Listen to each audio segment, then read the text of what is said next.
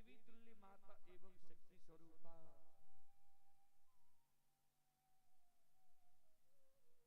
बहनों की चरण रूपी गंगा में दासों के दास सेवकों का सेवक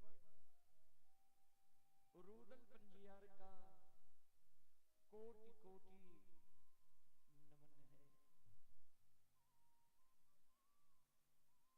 बहुत अपार हर्ष की बात है बाबूजी।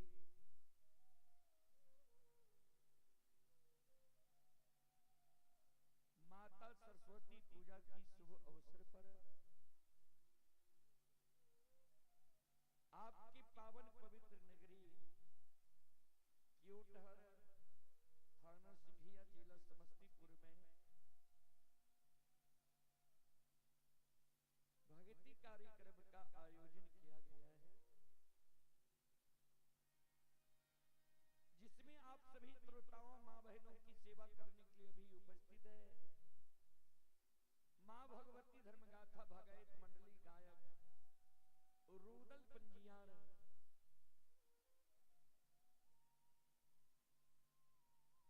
जो ग्राम पंचायत बेलवारा प्रखंड सिमरी बख्तियारपुर जिला सहरसा से चलकर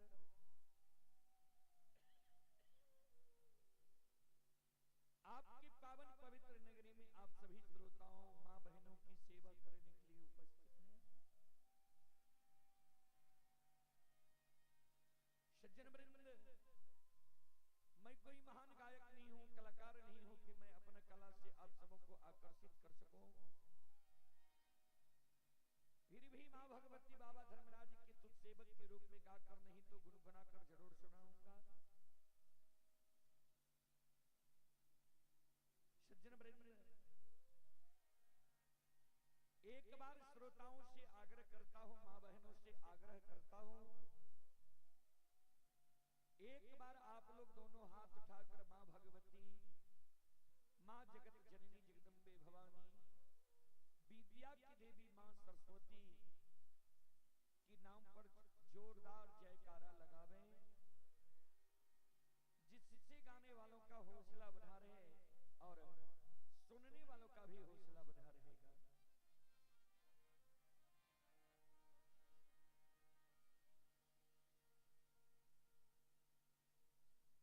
बोल बोल माता सरस्वती महारानी की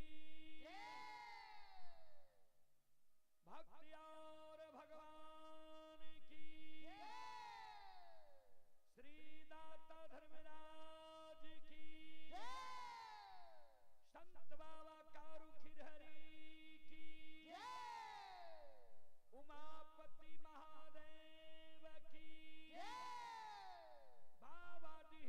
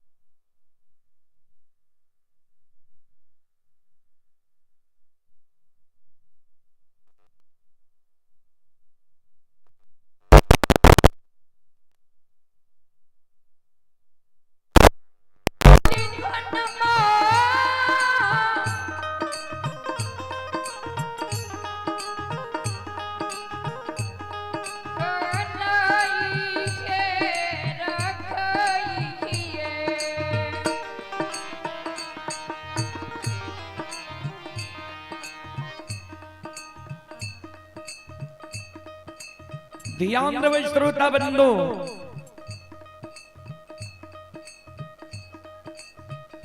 मालिक जज नई नवेली दुल्हन बन के ससुराल एले। ससुराल में जब मालिक के जल्दी झाड़ू बोरहन नहीं मिले, समय से घर आंगन नहीं बुहारे, तब मालिक के सासू जी यानी बूढ़ी माँ मालिक के उल्हन दे, उपराग दे। आज सासू माँ की उल्हन पराग सुन के मालिक रात में सोना मुठी बोरहन सुतई के बेर में सिरहान के बगल में जोगा के रख लेल के जिस सवेरे सवेरे जब नींद टूटत, सोना मुठी बोरहन सिरहान के बगल से हाथ मिला ले, समय से घर आंगन बोहर ले। सासू माँ हमरा उल्हन पराग नहीं दे।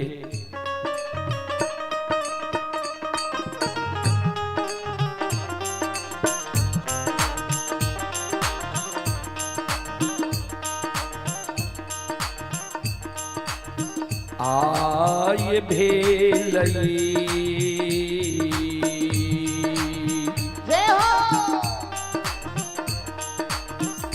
अब कीजिए भोर भी न सरबा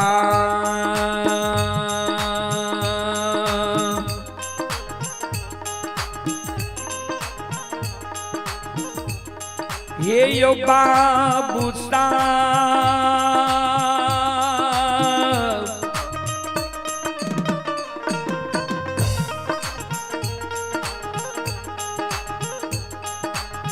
बाबू सब बन में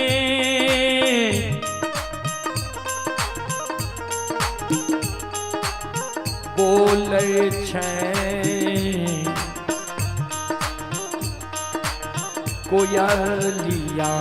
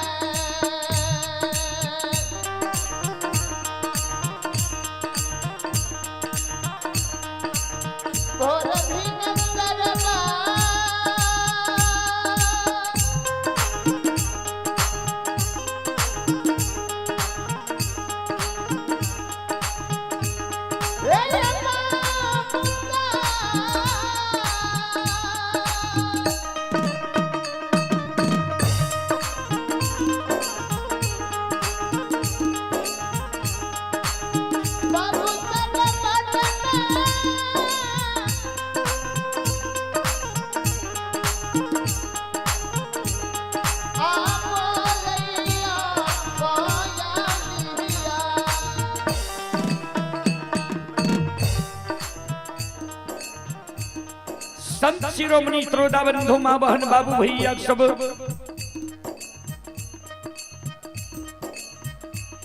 जहिना भिक्षार होई है ब्रह्म मुहूर्त आई है 3 बजे रात्रि से बाद के समय के सूर्योदय से पहले के समय के बाबूजी ब्रह्म मुहूर्त कहल जाय छै। जहिना भिक्षार होई है ब्रह्म मुहूर्त आबई है कोयल बोले लगे छे श्रोता सज्जन वृंद मां बहन बाबू भैया सब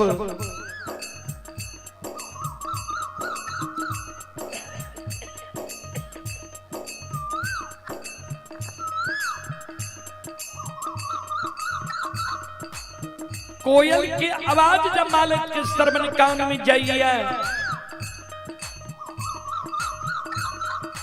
मालिक के नींद टूट जाय छै। मालिक सोना मुठी बोरहन सिरहान के बगल से हाथ में ला लिये लिहुई के मालिक घर आंगन बुहारे। श्रोता बंधु अभी जो यह कार्यक्रम अभी आप लोग देख रहे हैं यह कार्यक्रम अभी Rudal Pajiyar YouTube channel Maithili hits Bhagat channel व रूदल पजियार फेसबुक पेज पर यह कार्यक्रम अभी लाइव चल रहा है। जो देश विदेश तक का लोग यह कार्यक्रम का अभी लुत्फ उठा रहे हैं देख रहे हैं। उसी कड़ी में आप हैं रामचंद्र यादव जी की ओर से श्रद्धा के साथ बड़ी उदार दिल से 51वें की पुरस्कार आए हैं। आप हैं लालकुंज चौधरी व सुशीला देवी, कुंदन कुमार, अभिमन्यु कुमार, हीरा कुमार, काशनगर बाजार जिला सहरसा के निवासी हैं। श्रद्धालु की ओर से 11वीं की पुरस्कार आए हैं। पंकज चौधरी ये ग्राम गोंगी थाना बेलदौर जिला खगड़िया के निवासी हैं। श्रद्धालु की ओर से शानदार 11वीं की पुरस्कार आए हैं। अनमोल यादव की ओर से 11वीं की पुरस्कार आए हैं। सविंद्र कुमार ग्राम पिपराही थाना लौकही जिला मधुबनी की ओर से शानदार 21वें की पुरस्कार आए हैं। श्रद्धालु को बहुत बहुत धन्यवाद, लाख लाख शुक्रिया, बहुत बहुत साधुवाद। जय हो दानी श्रद्धालु की जय हो, जय हो दानी श्रद्धालु के समस्त परिवार की जय हो।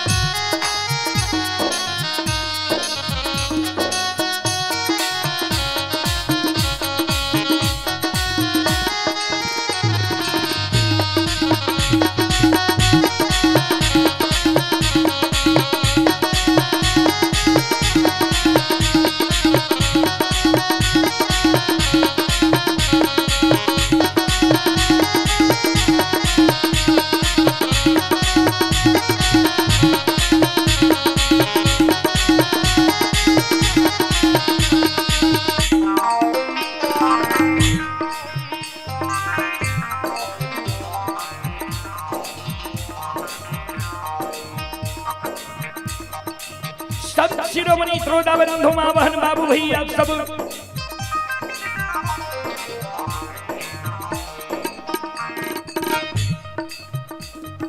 जय न मालत लिहुई के घर आंगन बुहारे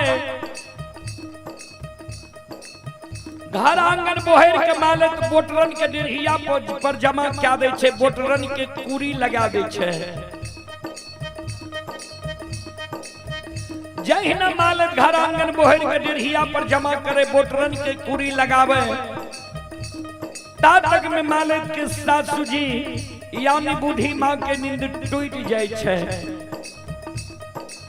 मालत के सासू जी जे आंगन आवे आंगन में देखे जे मालत घर आंगन बोहर के डिरहिया पर जमा क्या दिल कहिए बोटरन के कुड़ी लगा दिल कहिए मालत के सासू जी सवेरे सवेरे मालत के व्यवहार देख के मालत के उल्हन दे उपराग दे मालत के कहे गे धोछी गेल छहिया केहन वंश खानदान में तू जन्म लेलही है केहन तोहर बाप भाई रहो केहन तोहर माय भौजाई रहो जे एको गो लूर सऊर सिखा के तोरा नैहर से सासुर नहीं भेजलको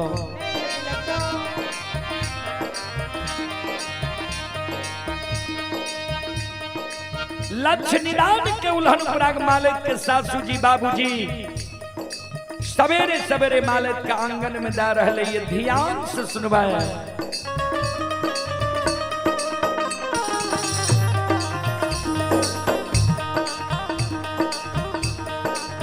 आगे नहीरा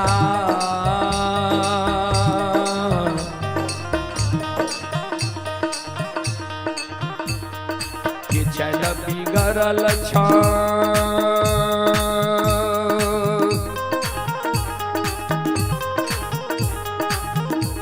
हे के माले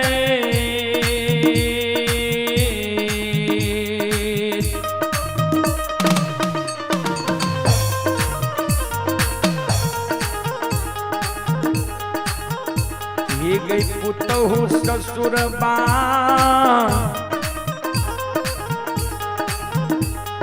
में अल्लाह छे छो बेहवारबा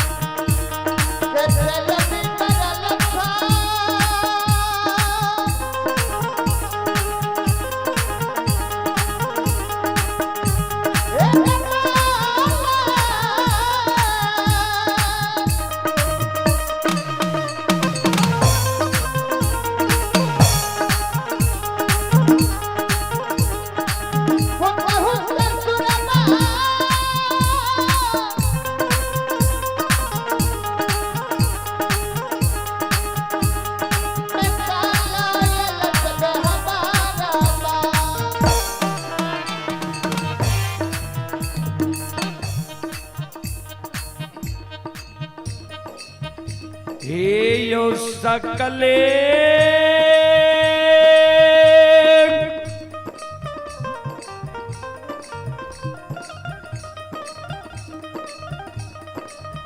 समाज बाबा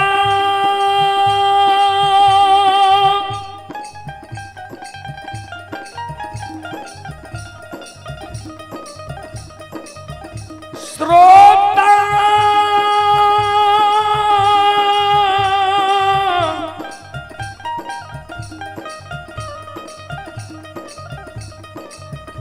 गण भगवान या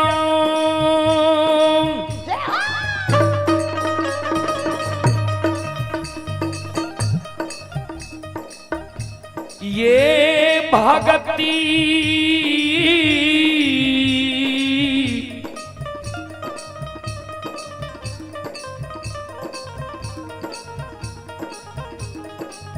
सुनई बाली क्योटहर ग्राम के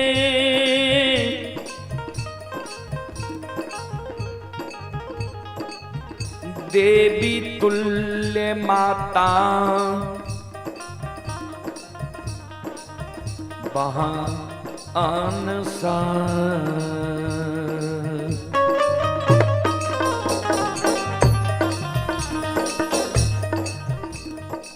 संत शिरोमणि त्रोदावन्नु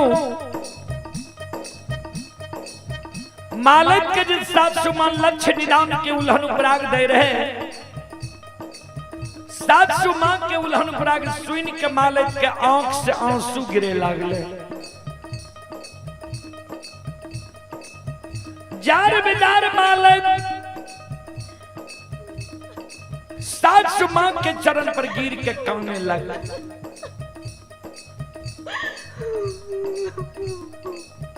साच का कहे है ये 700 मां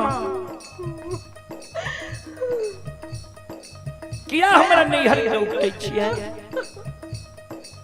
किया हमरा भाई बाबू के गाली दै छियै किया हमरा माँ भाभी के उल्हन उपराग दै छियै ए ये 700 मां हम गलती कैलो हमरा यहाँ मारू लेकिन हमरा नैहर के नहीं उठतू हमरा भाई बाबू के नहीं गाली दिया हमरा माँ भाभी के नहीं उल्हन उपराग दिया हे ये 700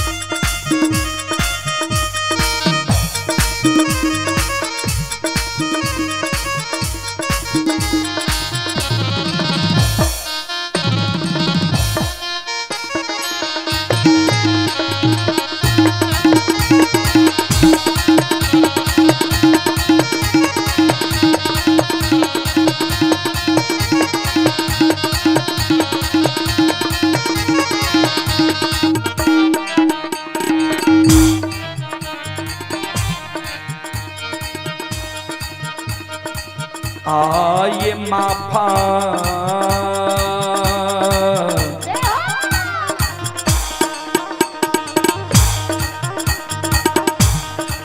करियो माफा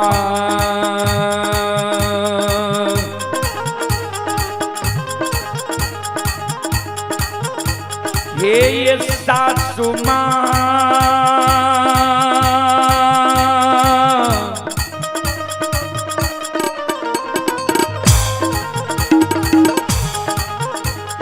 ये माता जी करो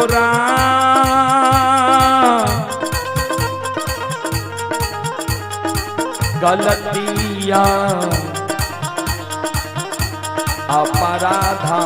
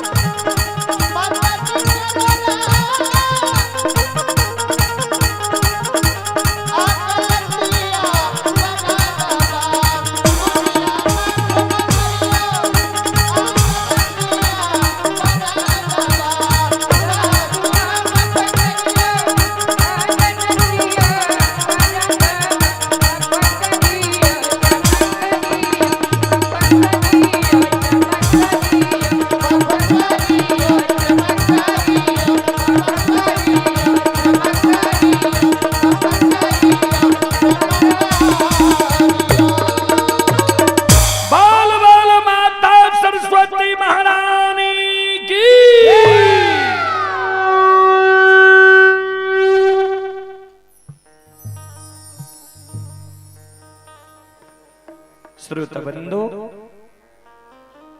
चले पुरस्कार की ओर। आप ही सुमन कुमार, अंशु कुमारी, रितेश कुमार, मनखुश कुमार की ओर से ये मदनपुर मधेपुरा के निवासी हैं 21 रुपए की पुरस्कार आए हैं। और आप ही संत शिरोमणि श्रोता बंधु, माँ बहन, बाबू भैया सब Prince DJ digital Rath and tent house, main road Pachbhinda, Marauna, Supaul, proprietor Ajay Kumar ji के ओर से श्रद्धा के साथ बड़े उदार दिल से 51 रुपए की पुरस्कार आए हैं।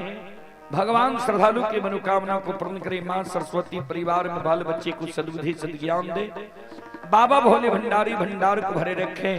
और आप हैं इंद्रजीत कुमार के ओर से 11 रुपए की पुरस्कार आए हैं। अमित कुमार की ओर से 11 रुपए की पुरस्कार आए हैं। श्रद्धालु को बहुत बहुत धन्यवाद, लाख लाख शुक्रिया, बहुत बहुत साधुवाद। जय हो दानी श्रद्धालु की जय हो, उनके समस्त परिवार की जय हो। चलो आग्रह कर भाई यहाँ सब बैठ जाओ।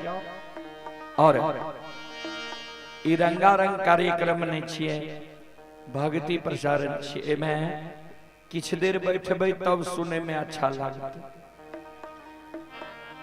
चलो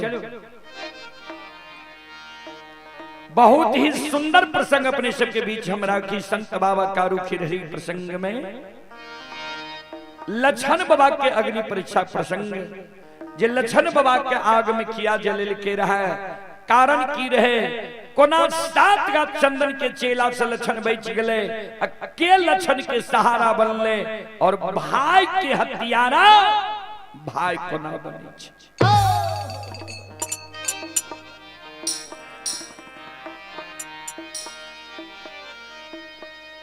जय दीन कारू बाबा के अधरी जंगल में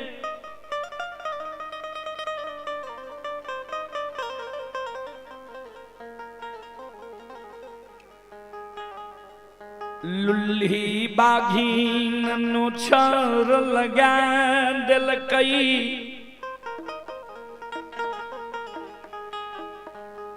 अधरी जंगल में कारू बाबा ओघरदानी नक्षेश्वर नाथ के सुमरन के लिखे किया तो बाबा ओघरदानी नक्षेश्वर नाथ के अनन्य भक्त रहे कारू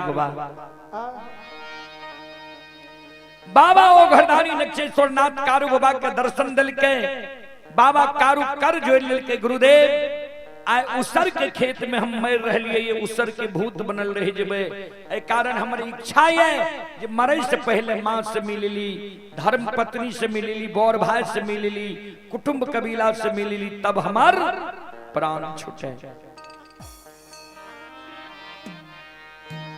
बाबा ओघरदानी नक्षेश्वर नाथ संत कारू के आशीर्वाद दिल के जा हमर जब सुमरन केलहा मम दर्शन फल परम अनुपा तोरा अच्छा अनुभव हेता 7 दिन तो और जिंदा रहबो लेकिन चल फिर नहीं सकबो यह अवस्था में रहबो।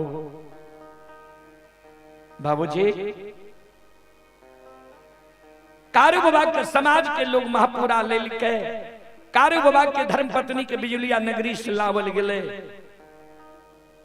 संत बाबा कारू के सूरत निहार के माय काने पत्नी काने भाई काने सबके कारू बाबा धीरज बनावे।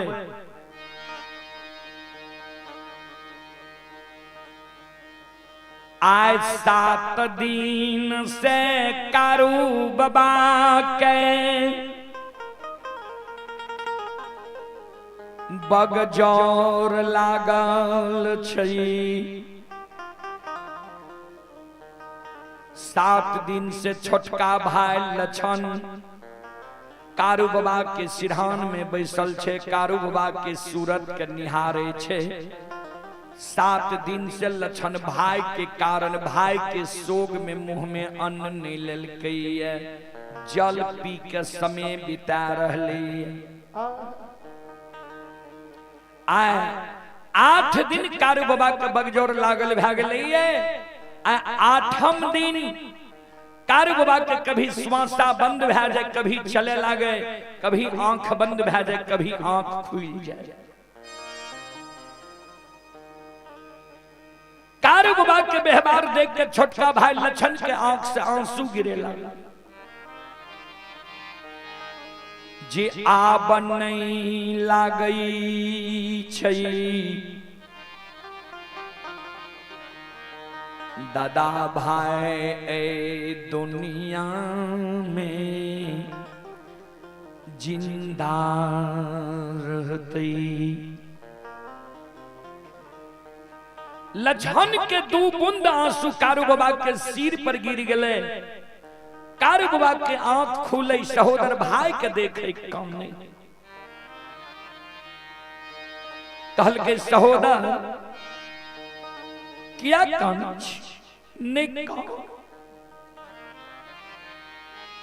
हेरे सबके भाई दुनिया में अइलैये सबके भाई दुनिया से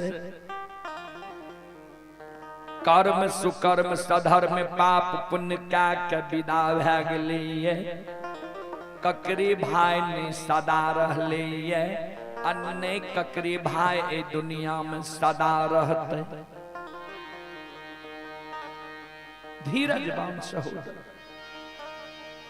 कारू बाबा के गला में गला मिल के मरे के बेर में छोटका भाई लछन काने दादा भाई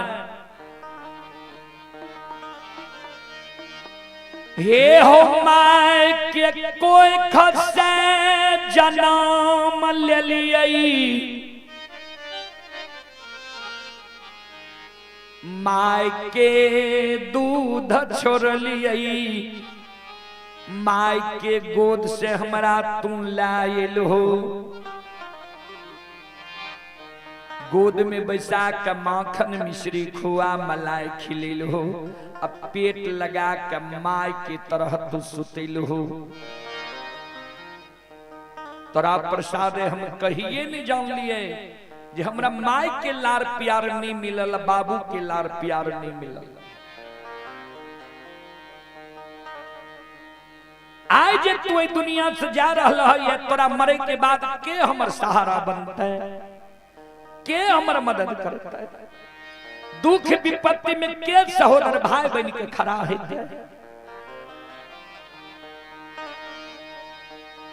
संत बाबा कारू मरे के बेर में सहोदर भाई लछन के एगो हाथ पकड़ लेके, एक हाथ से आंसू के पोछे, सहोदर जा मरे के बेर में तू कानै छे तो मरे के बेर में तोरा दूगो बचन हम दा के जाय छियो, ध्यान से सुन।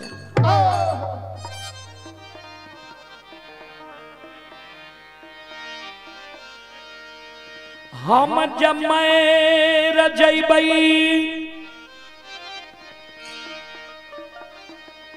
हमरा मृत शरीर के तू लाल पियर के फरकी डोली पर सरहा घाट पर तू ला जइहे। कारू बाबा के लाठा बथान से 2.5 किलोमीटर दक्षिण पूरब क्या कहै सरहा घाट। संत बाबा कारू कल के हमरा मृत शरीर के सरहा घाट पर ला जइहे।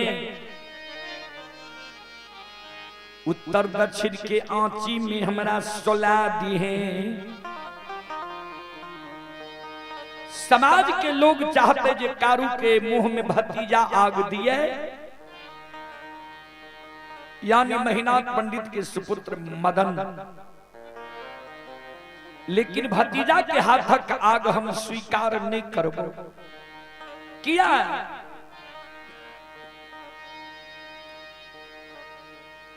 हमर विवाह भेले, दुरागमन नहीं भेले, भगवान हमरा जान से बेटा बेटी पुत्र पुत्री नहीं दिलक। किया तोरा हम भाई ने बेटा जन के पोछलियो, ये मुंह में आग लेती कार।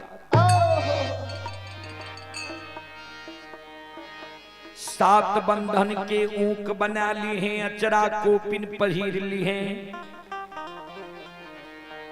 जना लोग घूम घूम के माय बाप के मुंह में आग दे छै, ओई समान तू नंदग्राम महापुरा में सहोदर आ घूमी रे।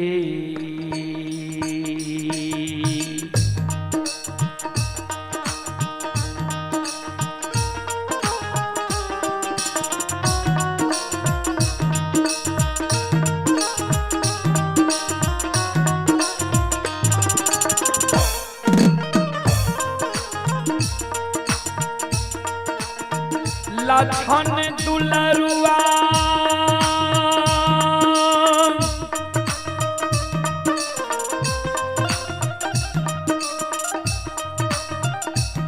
और भूमिए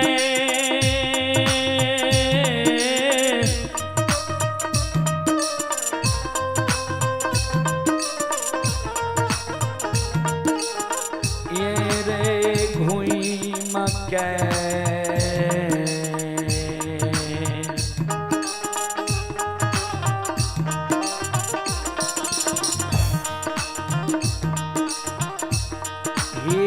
अगिया दिहे रे।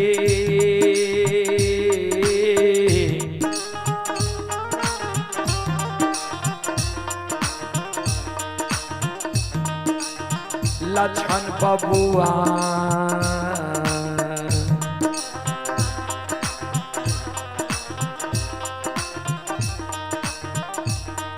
हेरे लछन महा पूरा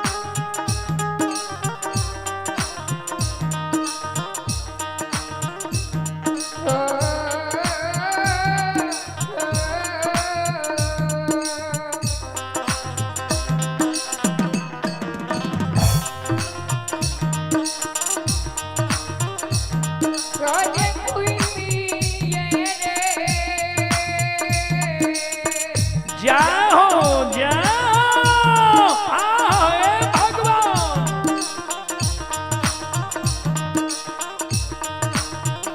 ये तू लड़ुआ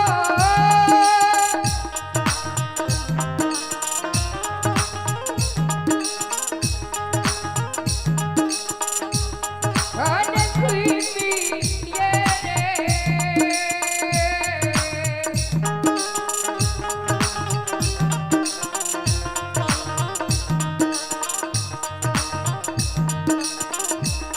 खाने कोई मक्के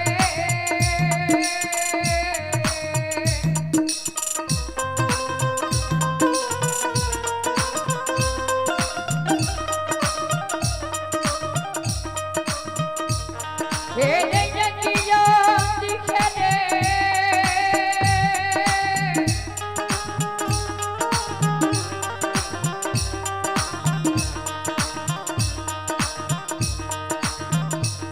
ये सखो धरो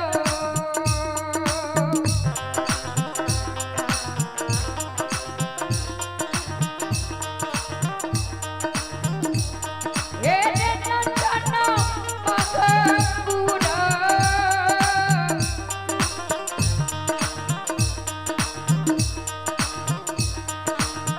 हेरे किना रे नगा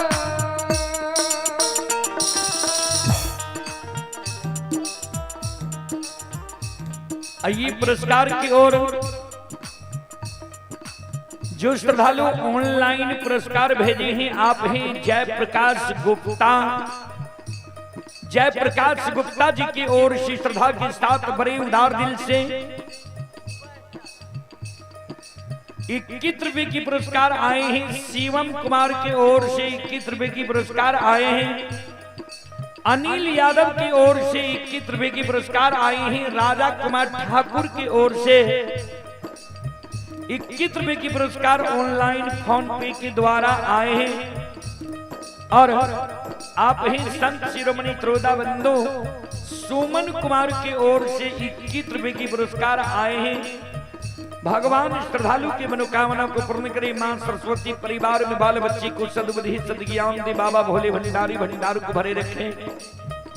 और युवा स्टार क्योटहल आप हैं युवा स्टार क्योटहर की ओर से श्रद्धा के साथ बड़े उदार दिल से शानदार 101 रुपए की पुरस्कार आए।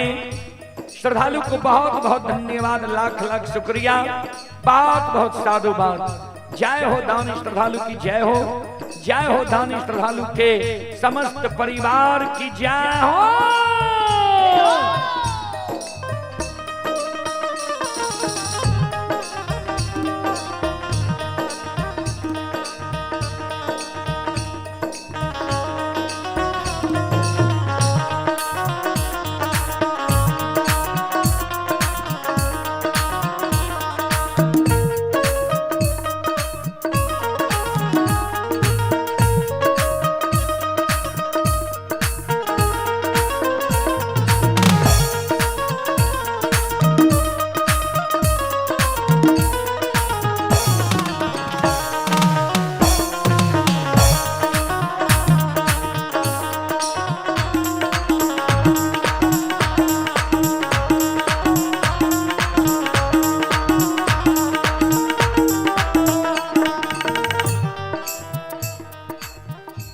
आइए आप हैं रविंद्र यादव के सुपुत्र अमित कुमार सुमन कुमार, श्रद्धालु मदनपुर जिला मधेपुरा के निवासी ही 21 रुपए की पुरस्कार ऑनलाइन फोन पे के द्वारा आए हैं।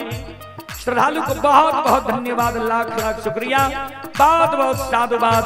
जय हो दानी श्रद्धालु की जय हो, उनके समस्त परिवार की जय हो।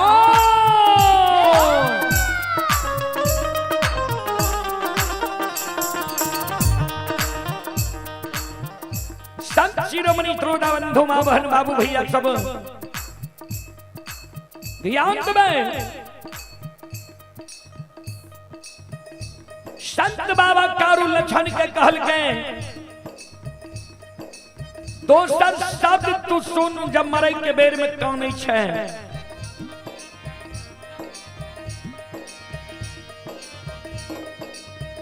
जाही ना जिंदा में तू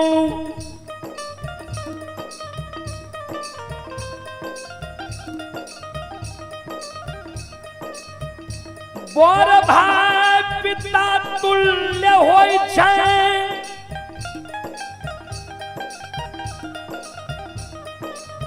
पिता तुल्य हमरा तू मानने अइले ये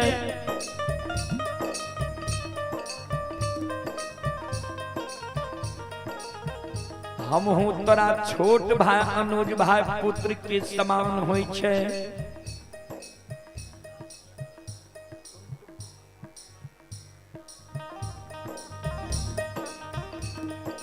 छोट भाई अनुज भाई पुत्र के समान होय छै। आइए आप है टुनटुन राम क्योटहल के निवासी हैं। टुनटुन बाबू की ओर से श्रद्धा के साथ भरी उदार दिल से शानदार 101 रुपए की पुरस्कार आए। श्रद्धालु को बहुत बहुत धन्यवाद, लाख लाख शुक्रिया, बहुत बहुत साधुवाद। जय हो दानी श्रद्धालु की जय हो, उनके समस्त परिवार की जय हो।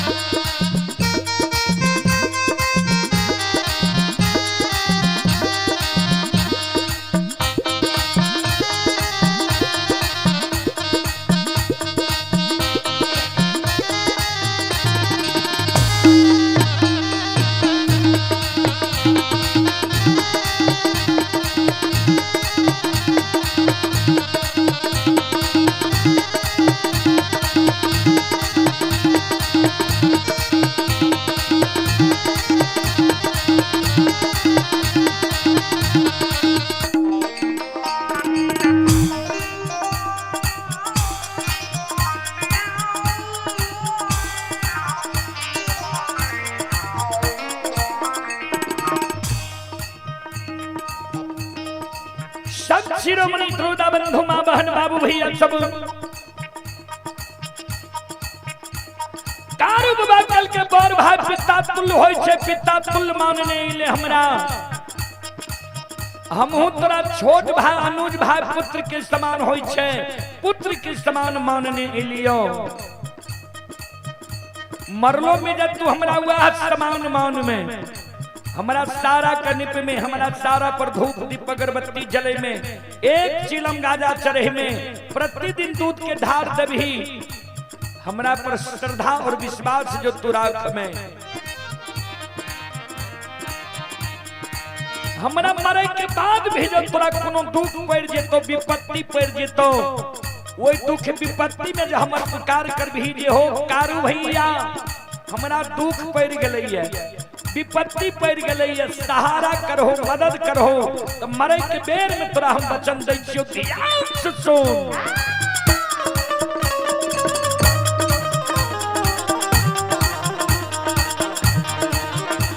आओ मरलो में सहो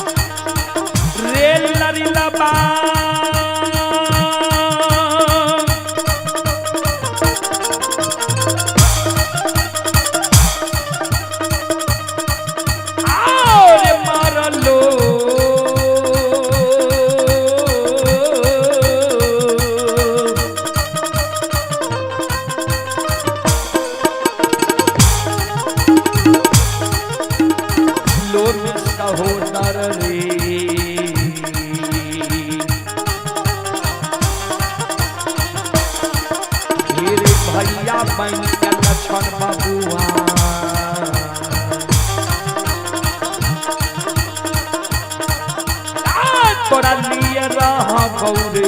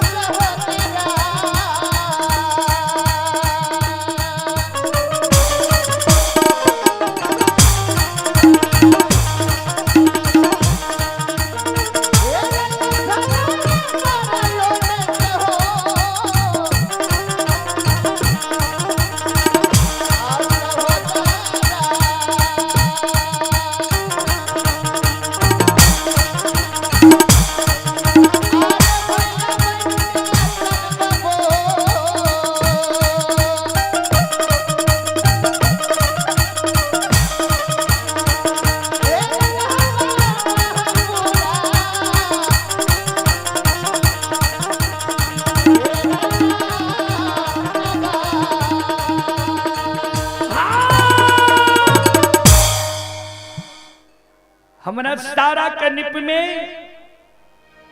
हमरा सारा पर धूप दीप अगरबत्ती जले में एक चिलम गाजा चढ़े में प्रतिदिन दूध के ढार देभी कोनो दुख जब तोरा पड़ जीतो वही दुख विपत्ति में सहोदर भाई बहन के हम खार रहबो मरे के बेर में तोरा हम बचा के जाय छी।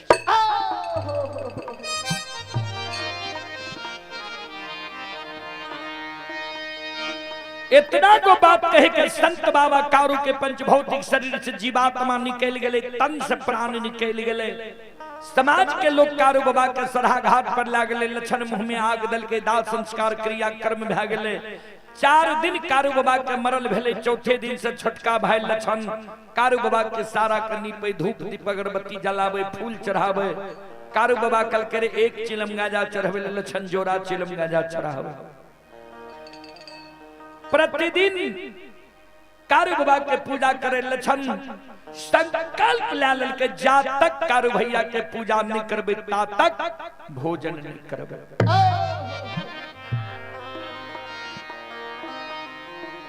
एक ते यादव वंश में कारू बाबा से बौर भाई महीनाथ काशी में पैर के ज्योतिष पंडित विद्वान आचार्य बनले।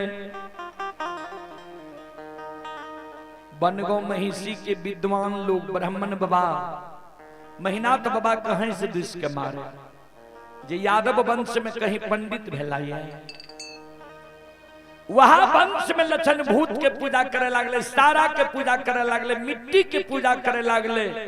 विद्वान लोग आपस में सोचे जय वंश में काशी के पढ़ल पंडित ज्योतिष विद्वान आचार्य वही वंश में भूत की पूजा होता है।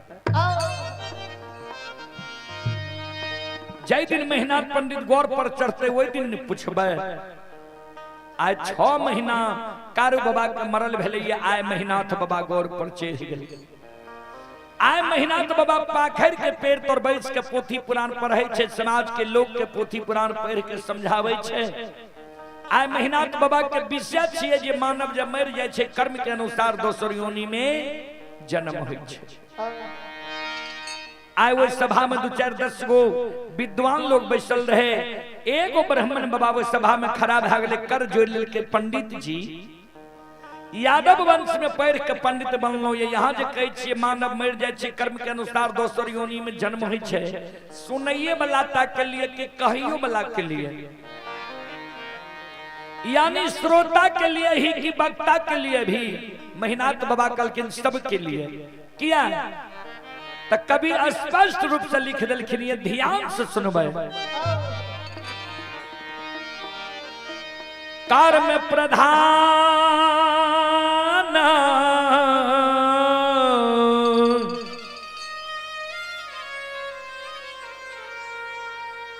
विश्व विश्व रचि राखा।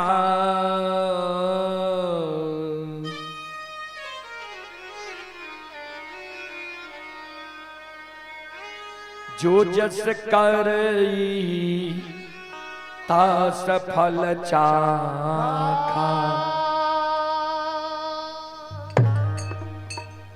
कर्म प्रधान विश्व रचि राखा, जो जस करई तास फल चाखा। कर्म प्रधान छे, जे जेहन कर्म करे छे कर्म के अनुकूल दोसर योनि में जन्म होई छे। ब्राह्मण बाबा कहलखिन कहलिए त ठीके, लेकिन यहाँ के घर में की भा रही यहाँ के मालूम ये। महिनाथ बाबा कहलखिन हमर घर तो ठीक ठाक है। ब्राह्मण बाबा कहलखिन नहीं, आज से 6 महीना पहले यहाँ के भाई कारू मर गए, नियम के विरुद्ध अच्छाई भतीजा यहाँ भाई से आग दिले लिए। 4 दिन कारू के मरल भेल, चौथे दिन से यहाँ के छोटका भाई लक्षण कारू के सारा के निपैये, धूप दीप अगरबत्ती जलावैये, फूल चढ़ावैये, दूध के डार दैये, जहां बैसैये कारुए के चर्चा करैये। जय वंश में काशी के पढ़ल पंडित ज्योतिष विद्वान आचार्य, वो वंश में भूत के पूजा है। महामही जब बाबूजी कोई बक्ता के कोनो बात कह दियो, तत्काल के लिए सभा भंग भए जाय छे। सभा भंग भए गेले। महिनाथ बाबा मन में सोचलके आब लक्षण के समझाबै ले पड़ते। कारू बाबा मर गेले, लक्षण भए गेले गेबार। सांझ के लक्षण गाय चरा के अइले, महिनाथ बाबा अपने से पहुंच गेले लाठा बथान पर। इशारा से लक्षण के बुला के बगल में बैसा लेलके, लक्षण के समझाबै। लक्षण सुनै छे तू कारू के पूजा करे छो, नाम जपै छो, जहां बैसे छो कारुए के चर्चा करे छो। सुना, कारू मर गेले, कर्म के अनुकूल दोसर योनि में जन्म भए गेले हेते। मान लिये कारू तोरा बहुत माने रहल, लार प्यार दे रहल, प्रेम दे रहल, लेकिन कारू जिंदा नहीं छे। जय वंश में काशी के पढ़ल पंडित ज्योतिष विद्वान हम छिया, ओई वंश में तोरा हम भूत के पूजा नहीं करे ले देबा। से लक्षण हे हो कारू आई के हो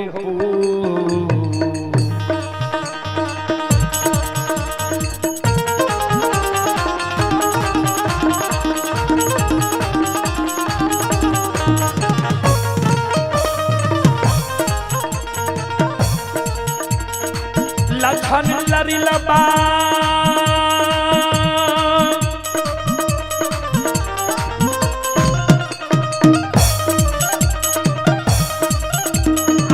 हो कारू आई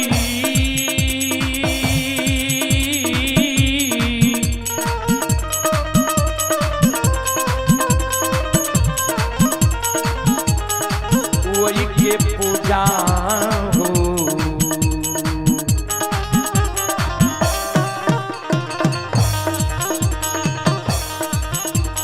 हो छोड़िए ते हो लक्षण बबुआ,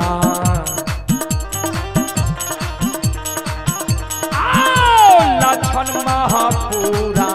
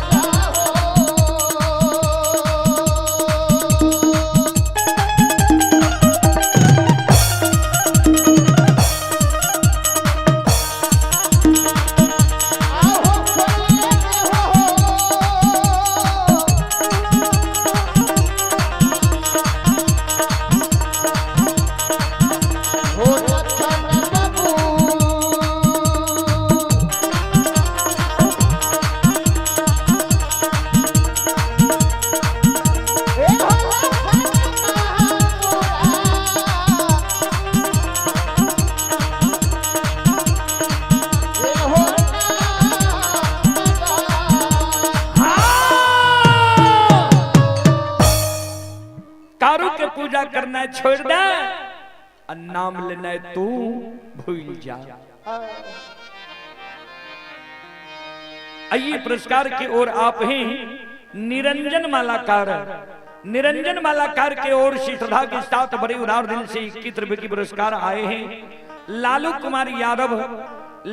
कुमार यादव की उठहर के निवासी ही श्रद्धालु की ओर से 21 रुपए की पुरस्कार आए हैं। राजा कुमार ठाकुर की ओर से 21 रुपए की पुरस्कार आए हैं। श्रद्धालु को बहुत बहुत धन्यवाद, लाख लाख शुक्रिया, बहुत बहुत साधुवाद। जय हो दानी श्रद्धालु की जय हो, उनके समस्त परिवार की जय हो।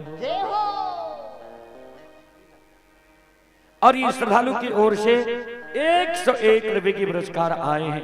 श्रद्धालु को बहुत बहुत धन्यवाद, लाख लाख शुक्रिया, बहुत बहुत साधुवाद। जय हो दानी श्रद्धालु की जय हो, उनके समस्त परिवार की जय हो। अइला से बकिया मैया तोहरे दोरिया है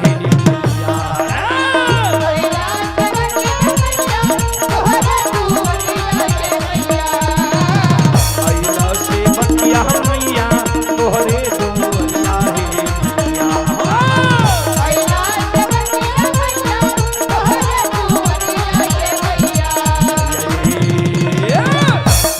के मन के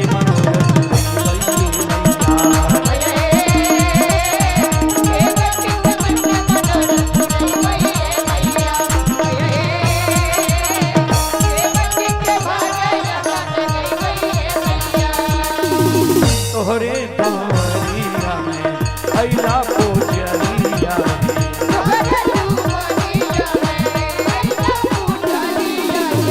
एक बेरा तेरी दियो सेवन करना चलिया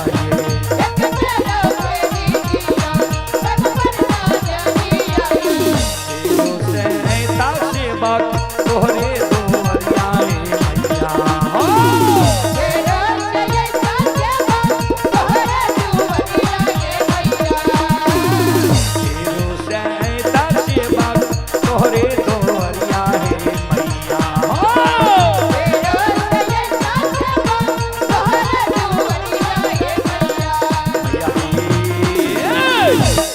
के बिजली का मैया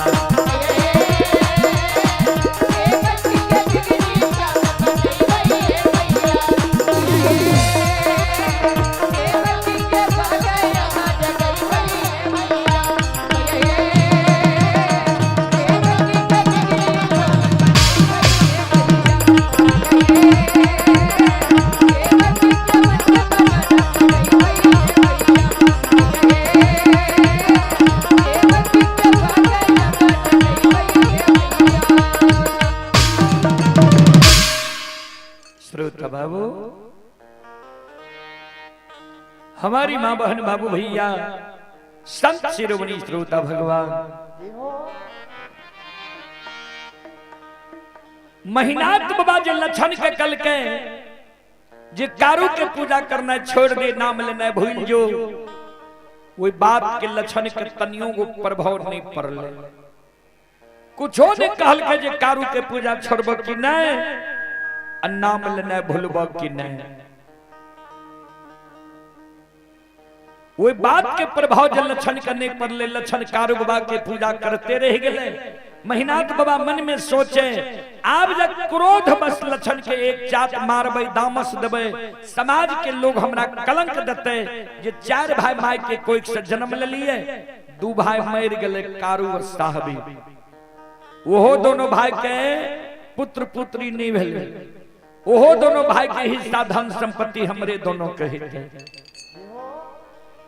लोग कलंक देते जे धन संपत्ति के कारण महीनाथ पंडित लक्षण के उल्लू चुल्लू करे छे, जे लक्षणों मर जाए आ सारी संपत्ति हमर भे जाए।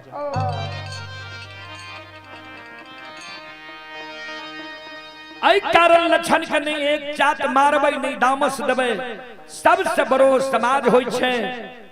समाज के मनोरंजन प्रमुख लोग के बुला ले छिए आ कहबे लक्षण के बुझा दियो, समझा दियो जे कारू के पूजा नहीं करे, नहीं कारू के नाम ले, नहीं कारू की चर्चा कर।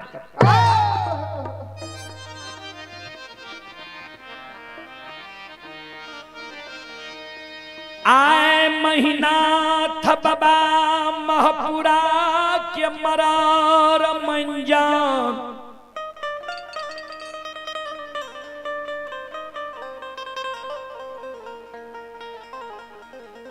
प्रमुख लोग के बोला के लाठा बथान पर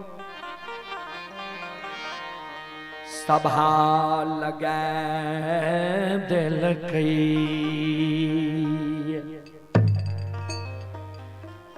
मरर मंजन प्रमुख लोग महीनाथ बाबा से पूछे पंडित जी कौन कारण सभा लगे लिए है।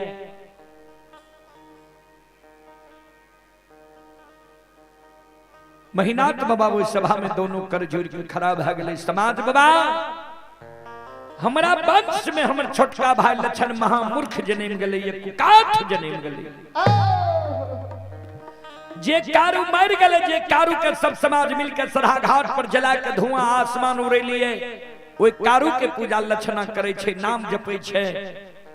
लक्षणा के बुझा दियो, समझा दियो जे कारू के पूजा नहीं करे, नहीं कारू के नाम ले, नहीं कारू की चर्चा करे।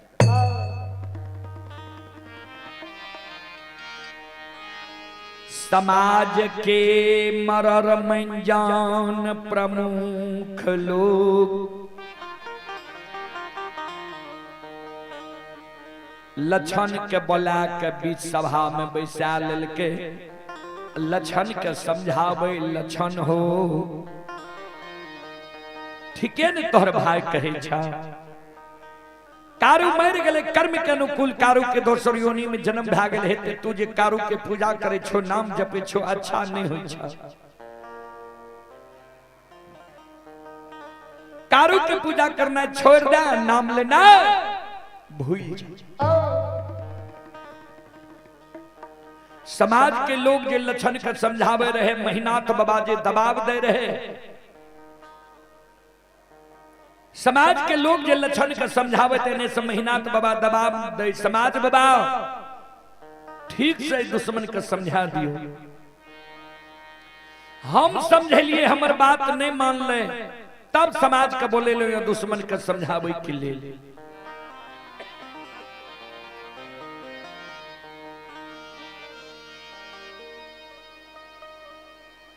समाज के व्यवहार देख के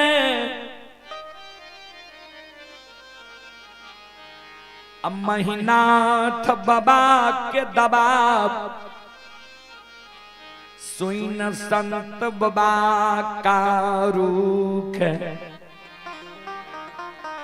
6 महीना मरल भेले आय कारू बाबा के ई बात बर्दाश्त नहीं गेल। संत बाबा कारू वो सभा में जो लक्षण रहे, वो सभा में लक्षण के अंग में कारू बाबा समा गेले।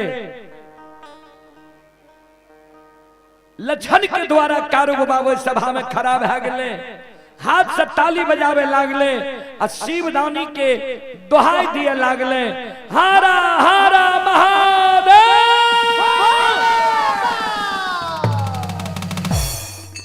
संत बाबा कारू प्रथम बार आए वो सभा के बीच में, ध्यान से सुनबे श्रोता सज्जन वृंद मां बहन बाबू भैया सब। अमांगया की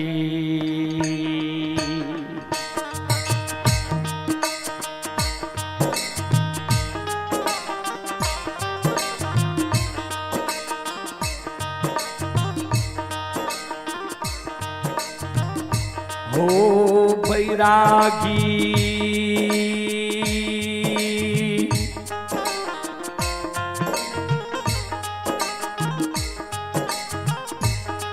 आहो माया की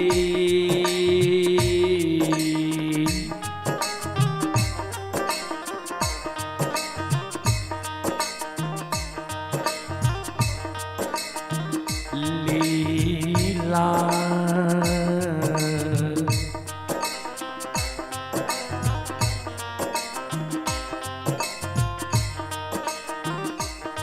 आरचई छई हो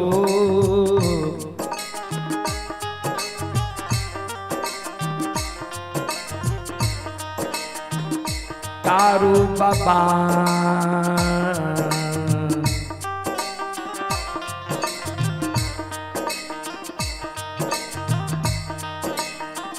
बाबा हे होता भाकी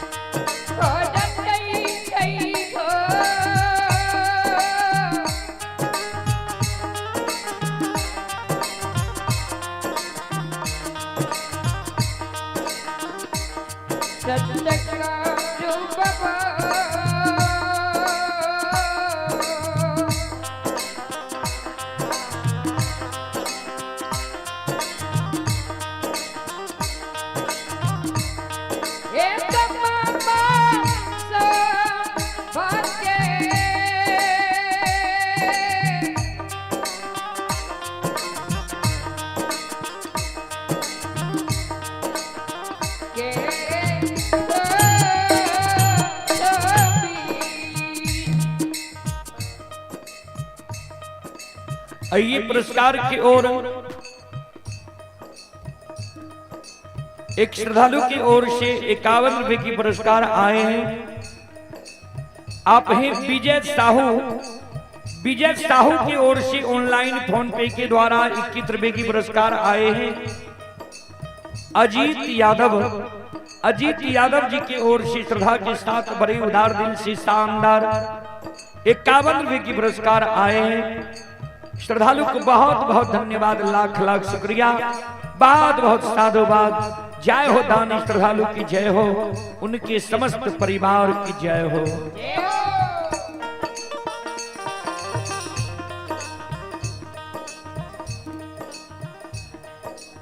लछन के अंग में समय का जे कारू बाबा वो सभा में हाथ से ताली बजा दिल के, शिवदानी के दोहाई दे दिल के।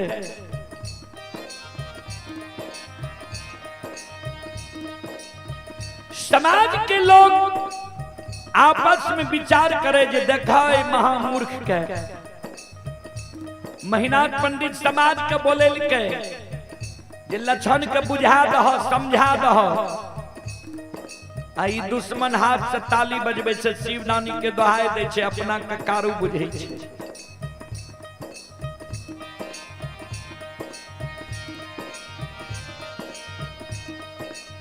लछन के व्यवहार देख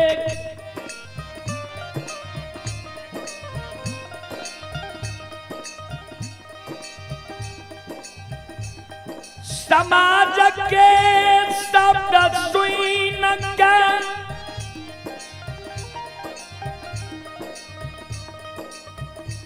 आए महीना थबबा के क्रोध।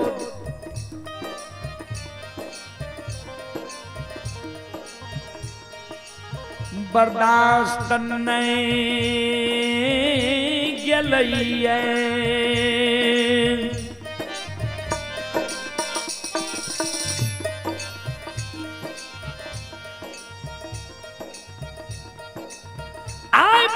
बाबा सभा में खड़ा भए गेलै, कर जोड़ लेलकै। समाज बाबा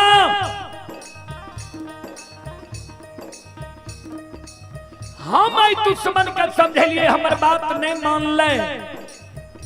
समाज के बोले लो दुश्मन के समझावे के लेल, समाज के आज्ञा के भी दुश्मन भंग क्या दिलके। 10 के आज्ञा के जब भंग केलके तो 10 के द्रोही भए गेलै।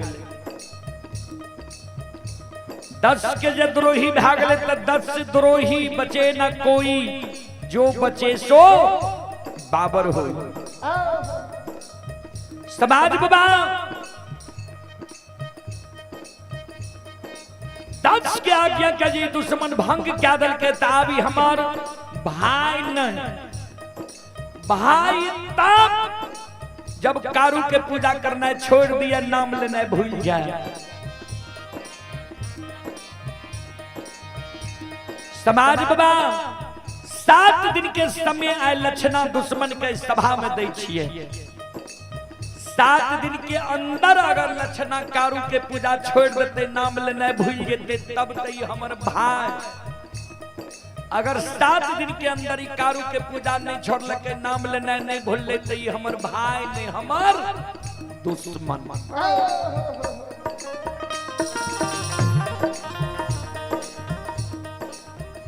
हमरा लिए जो लक्षणा दुश्मन बन जेते, तो हम आई दुश्मन के लिए 8म दिन जल्लाद बन के खड़ा है।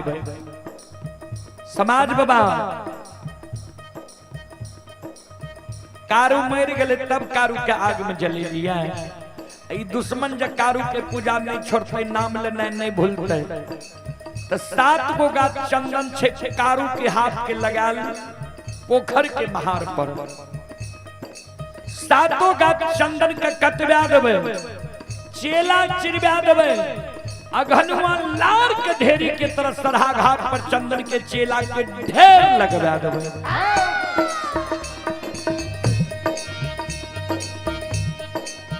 7 गाछ चंदन के चेला पर दुश्मन लक्षणा के बैसा देवे।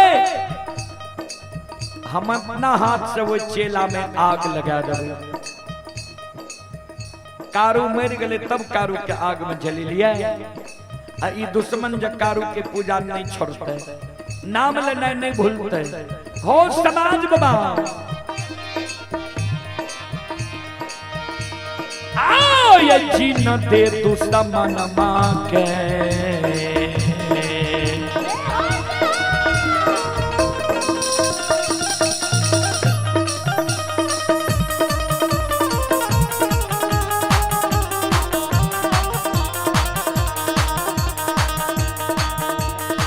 ओ सुन भैया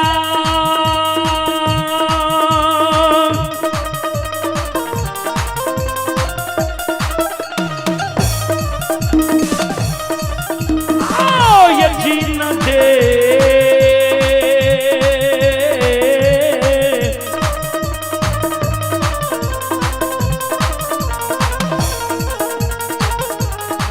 दे दुश्मन मां के।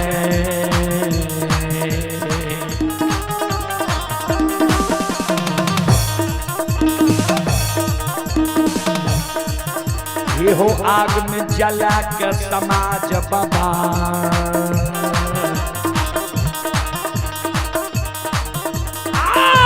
देव का गाना हो।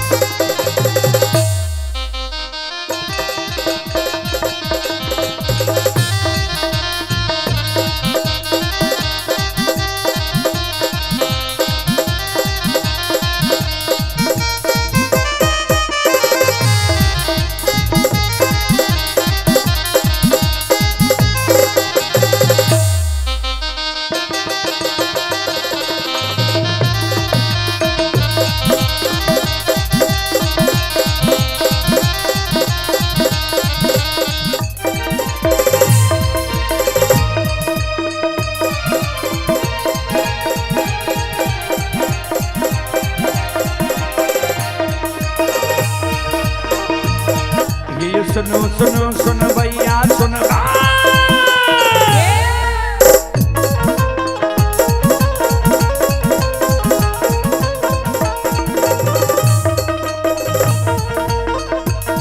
ये सुनो सुनो सुनो भैया सुन भैया गवैया बज भैया सुन भै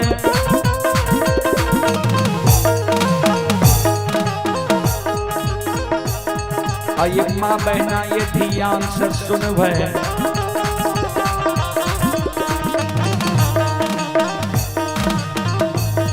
आइए धर्म की बात पर सुन भै मालिक की लीला के सुन भै बरबर लीला गुस्साए रचल गए माया लगे कह रास रचल का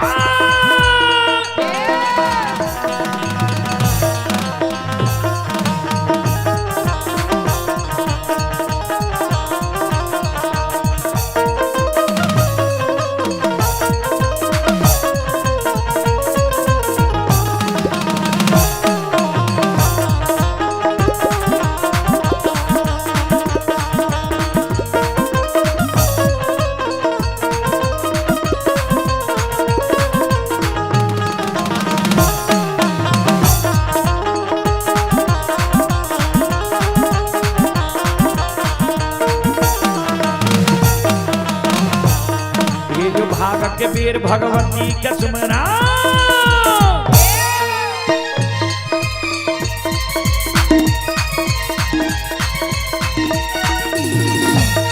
ये जो भाग के वीर भगवती के सुमरो सादा भवानी जगदम्बा के सुमरो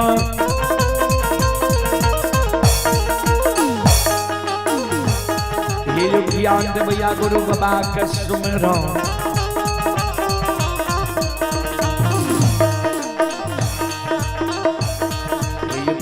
दाता सरस्वती के सुमरो गौरी जी पुत्र गणेश के सुमरो उमापति महादेव के सुमरो हारे वीर पवन सुत के सुमरो दुर्गा काली महाकाली के सुमरो सभा के बीच धर्मराज के सुमरो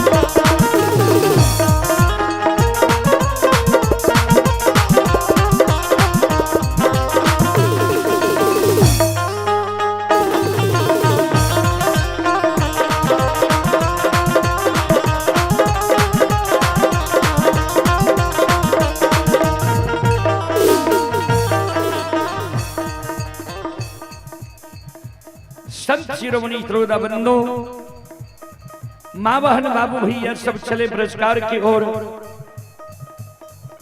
आप ही संत शिरोमणि श्रोता बंधु माँ बहन बाबू भैया सब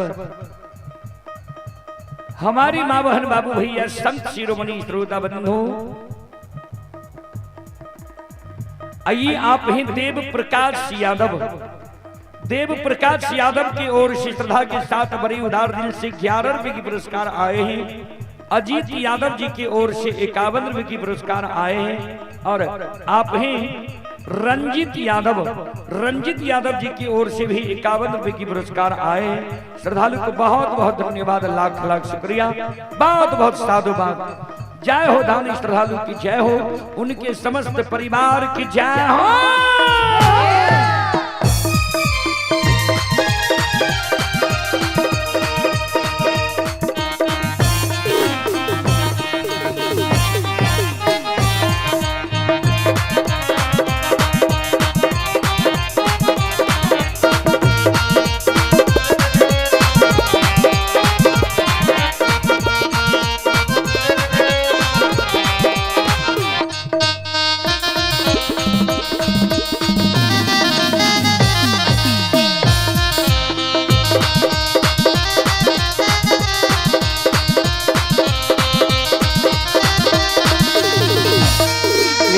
बाबा भंडार के भैरिए दी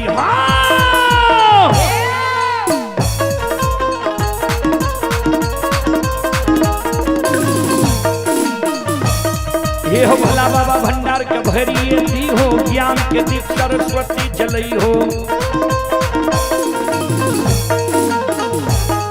आये तन से न भूलता मन से न छोड़ता आये सिर में सब याद बक के दी हो जीवन के मन की मनोरथ रही हो बिगड़ल काम के विमल बनी हो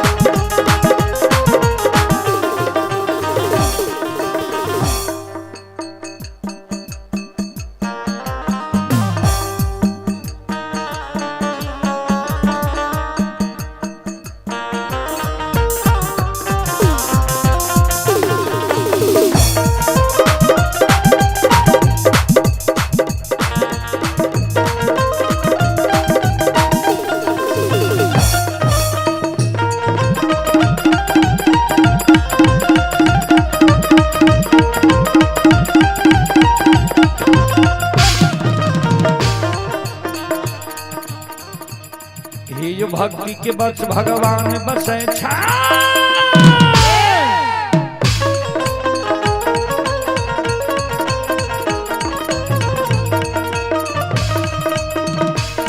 ये जो भक्ति के बस भगवान बसे छे ज्येष्ठ मालिक के भक्ति करल के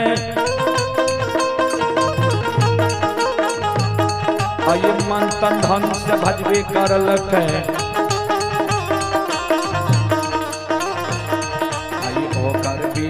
पार करल हरि में घोर गोसाई उठबै छै पल में परले मचाइए दै छै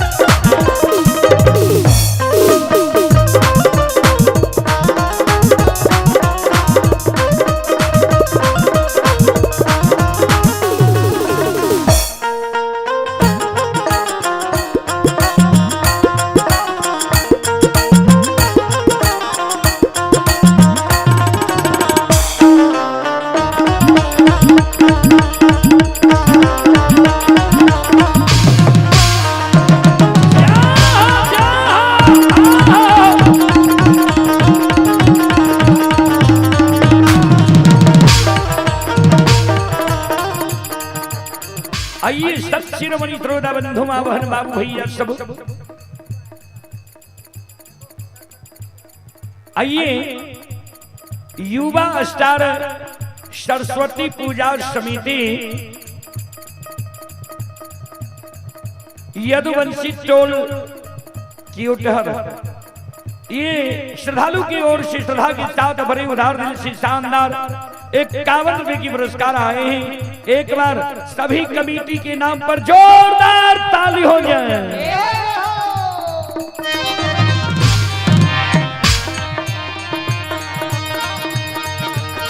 भगवान श्रद्धालु की मनोकामना को पूर्ण करे, माता की कृपा सभी पर बनी रहे।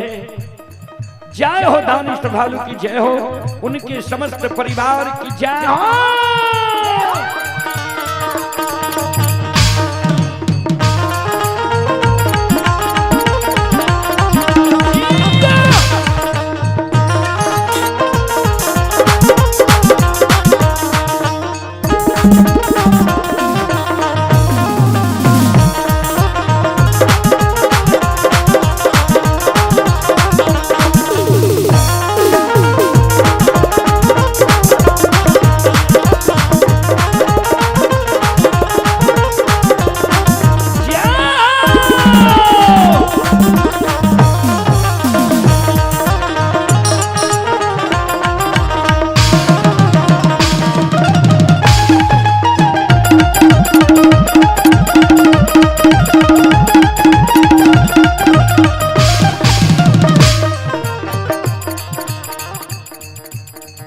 महारानी बिगड़ल काम के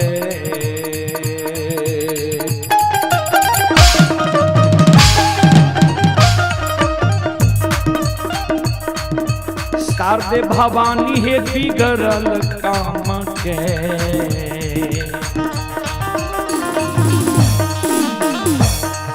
बनई हो हे जग जननी अहे सेवक के दुनिया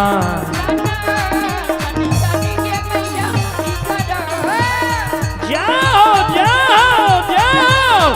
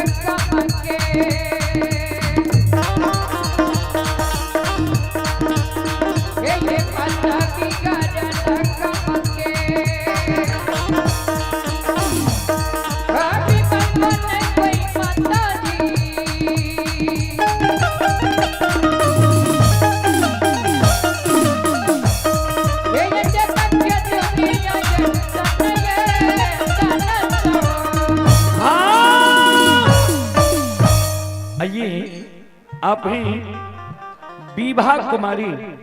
विभा कुमारी के ओर से श्रद्धा के साथ बड़ी उदार दिल से शानदार 11 रुपए की पुरस्कार आए हैं।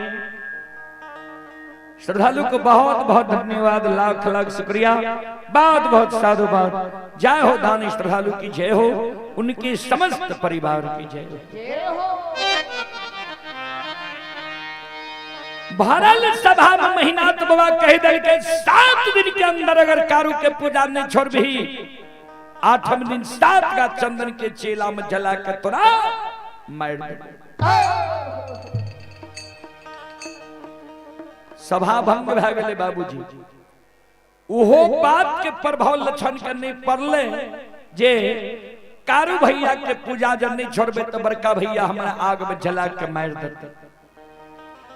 कारू बाबा के पूजा लक्षण करते रहे। आए 8वें दिन बड़का भाई महीनाथ पंडित मन में सोचे जे लक्षणा कारू के पूजा छोड़लके कि नहीं छोड़लके, एक बार देखल जाए। जय रास्ता से लक्षण जय रहे कारू बाबा के पूजा करे, वो रास्ता पर जाके आए छिप के बड़का भाई महीनाथ पंडित बैस गए। लक्षणा जेबो करे छे कारू बाबा के पूजा करे ले। श्रोता बंधु आए लक्षण सवेरे सवेरे स्नान कालल कइया, फूलडाली में फूल लालल कइये, धूप दीप अगरबत्ती लालल कइये, कमंडल में दूध लालल कइये, दूगो चिलम में गाजा भर के फूलडाली में रख लेल कइये। गाय दूह के कमंडल में लालल के, एक हाथ में फूलडाली दोसर हाथ में कमंडल में दूध ला के जा रहे कारू बाबा के पूजा करे ले सरहा घाट पर।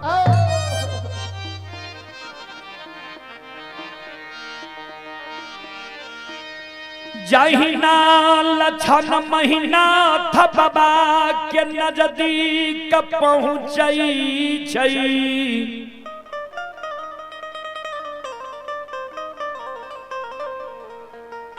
महीनाथ बाबा के नजर लक्षण पर पड़ गले। महीनाथ बाबा मन में सोचे ओ दुश्मन तो आब रहे कारू के पूजा करे ले, दुश्मन कारू के पूजा नहीं छोड़ल।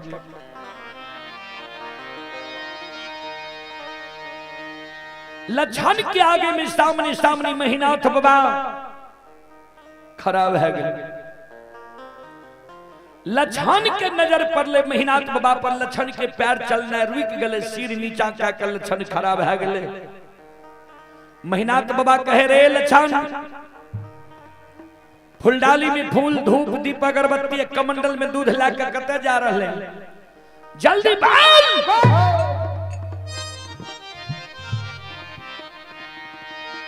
ध्यान देवे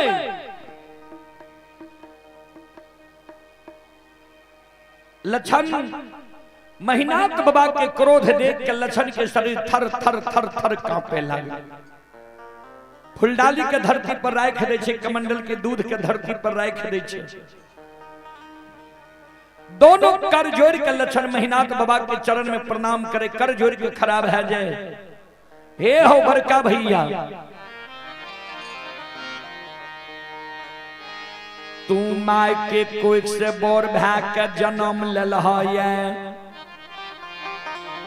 हम माय के कोई से छोट भाग के जन्म ले लिए। बोर भाई पिता तुल्य होय छे, छोट भाई अनुज भाई पुत्र के समान होय छे। तू बोर भाई हमारा पिता तुल्य छहो, जे कहबो तोहर सब बात हम मान लेबो। हमरा जब कहबो जे लक्षण महापुरा नगरी में तू भोजन करना छोड़ दे, तोहर बात मान लेबो, महापुरा नगरी में हम भोजन करना छोड़ सके छिया। हमरा जब कहबो जे लक्षण महापुरा नगरी में तू जल पीना छोड़ दे, तोहर बात मान लेबो, महापुरा नगरी में हम जल पीना छोड़ सके छिया। हमरा जब कहबो जे लक्षण महापुरा नगरी के धन संपत्ति में तोहर कोई हिस्सेदारी नहीं छो, धन संपत्ति के हिस्सेदारी त्याग के महापुरा नगरी से जान बचा के भाग जो, तोहर बात मान लेबो, महापुरा नगरी से जान बचा के हम भाग सके छिया। सब बात भैया हम तोहर मान लेबो, लेकिन एगो बात हम तोहर नहीं मानबो, जे कारू भैया हमरा गोद में बैसा के माखन मिश्री खुआ मलाई खिले लिखे, पेट लगा के सुते लिखे, वो कारू भैया के हम नहीं पूजा करने छोड़बा, नहीं नाम लेने भूलबा। तू हमरा कहे छोड़े जे कारू के पूजा नहीं छोड़बी तो तोरा आग में जला के मार देबो, कारू के नाम लेना नहीं भूलबी तो जिंदा आग में झरका के मार देबो। आग में जला के हमरा तुम मार देबो, आग में जल के हम मर जेबो, लेकिन जा तक हमरा तन में प्राण रहता, हमरा पंच भौतिक शरीर में रमता राम रहता। ए बड़का भैया हमारा तो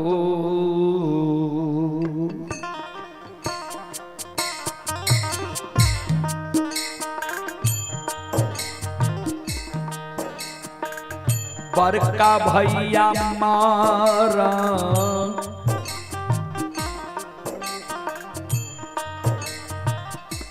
तो हो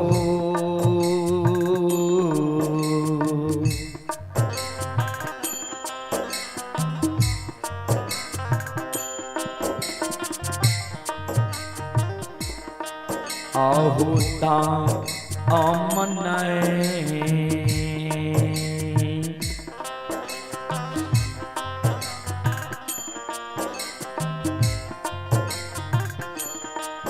हे हो छोरबा हो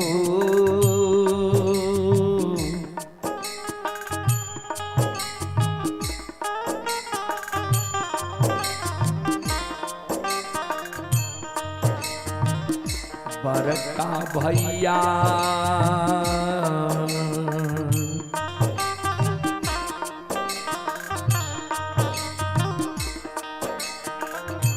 नहीं छोड़बकारू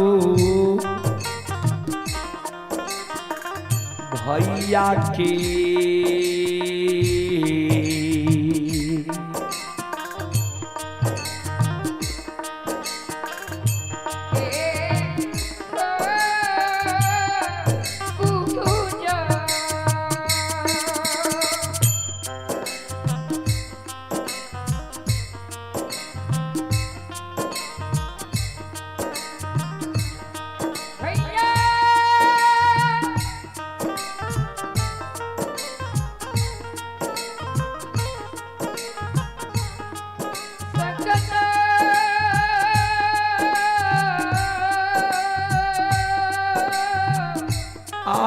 भगवान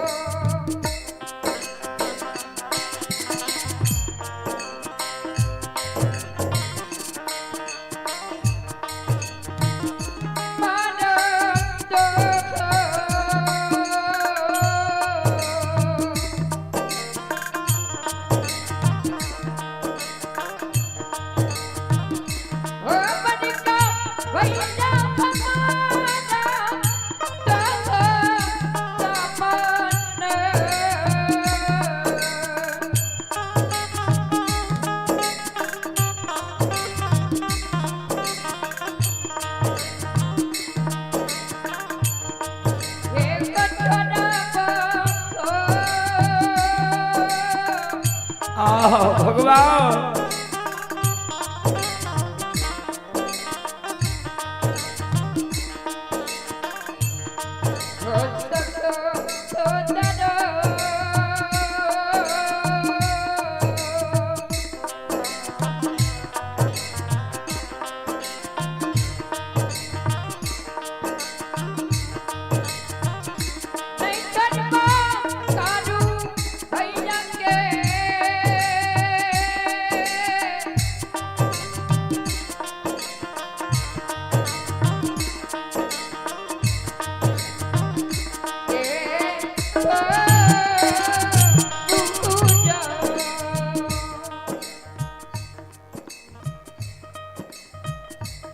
मरतो दम सहोदर भाई के ने हम नाम लेने भूलबा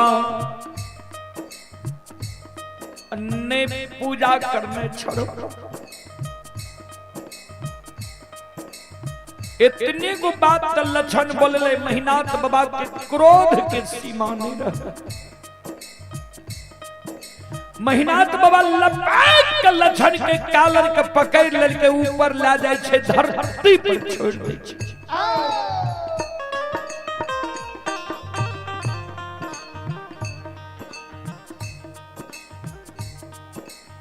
रे दुश्मन, इस समाज में कोई समाज की हिम्मत नहीं हुई छे जे महिनाथ पंडित के मुहामुही जवाब करिए या महिनाथ पंडित के आज्ञा के भंग करिए। हमरे वंश में जनेन के हमारा मुहामुही तू जवाब क्या दिली जे सब बात मान लब, एगो बात नहीं मानब, कारू भैया के पूजा नहीं छोड़ब।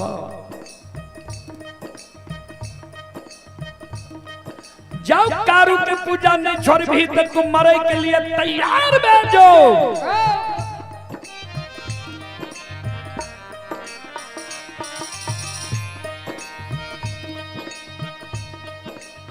कल 12 बजे दिन में तोरा आग में जला के मार दबो। जे कारू जे देवी देवता के तोरा पुकार करने हो, बोले नहीं हो, बोला लिए देखबो के तोरा 7 गात चंदन के चेला से बचावे लावे छो। श्रोता बंधु,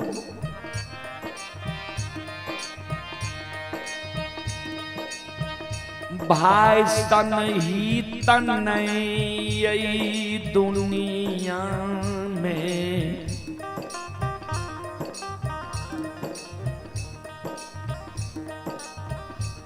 भाई सन दुश्मन नहीं हुई छे।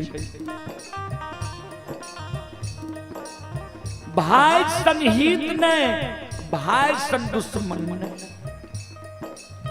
एक भाई अपन सहोदर सागा भाई के प्राण के रक्षा के कारण अपन सिर के कटवा ले। आज सहोदर सागा बड़का भाई के देखियो जो छोटका भाई के आग में जलावे के षड्यंत्र बना रहे हैं।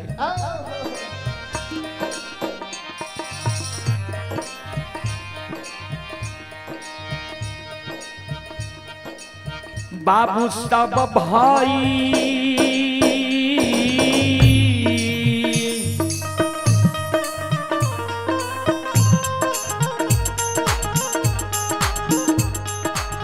या के तू समान,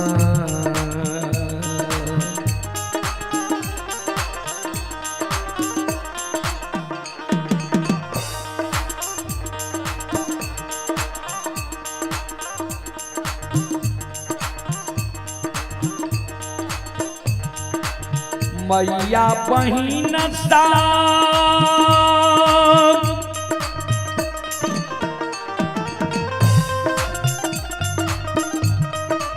हे यो सुन भैया यो भैया,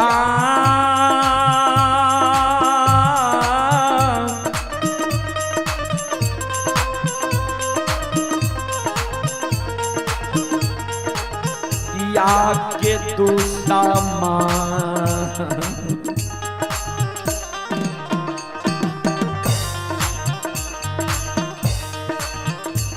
हे यो भैया बनल समाज बाबा,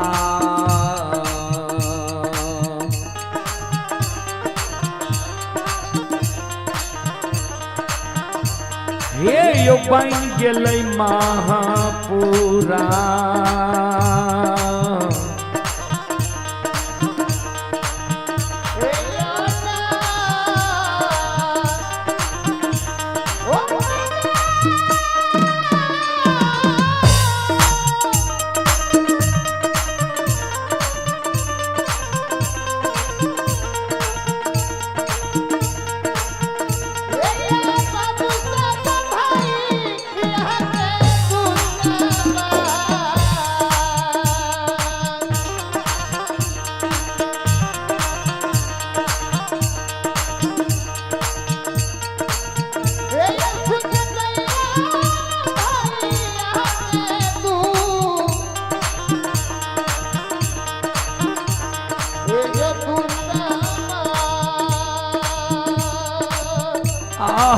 हे भगवान, हे विधाता,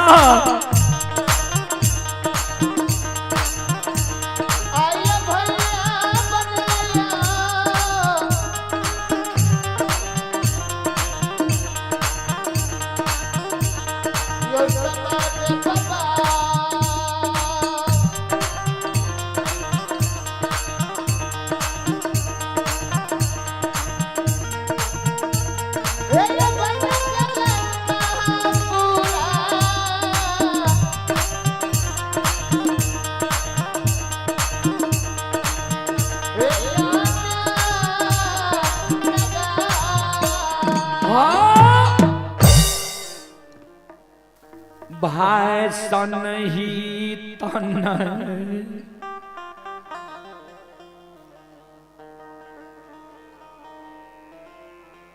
भाई सन दुश्मन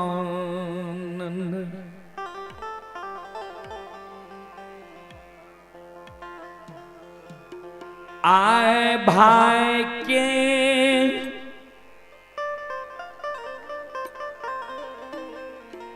छोटका भाई के दुश्मन बन बड़का भाई महापुरा नगरी में खड़ा भेलिए क्रोध के मारे महिनाथ बाबा फुलडाली के फूल के धरती पर गिरा दै छै कमंडल के दूध के धरती पर पलटा दै छै कहल के रे दुश्मन काल 12 बजे दिन में तोरा 7 गा चंदन के चेला में जला के मार देबो जे देवी देवता जे कारू के तोरा पुकार करना हो पुकार काली है देखबो के तोरा 7 गा चंदन के चेला से बचा आबो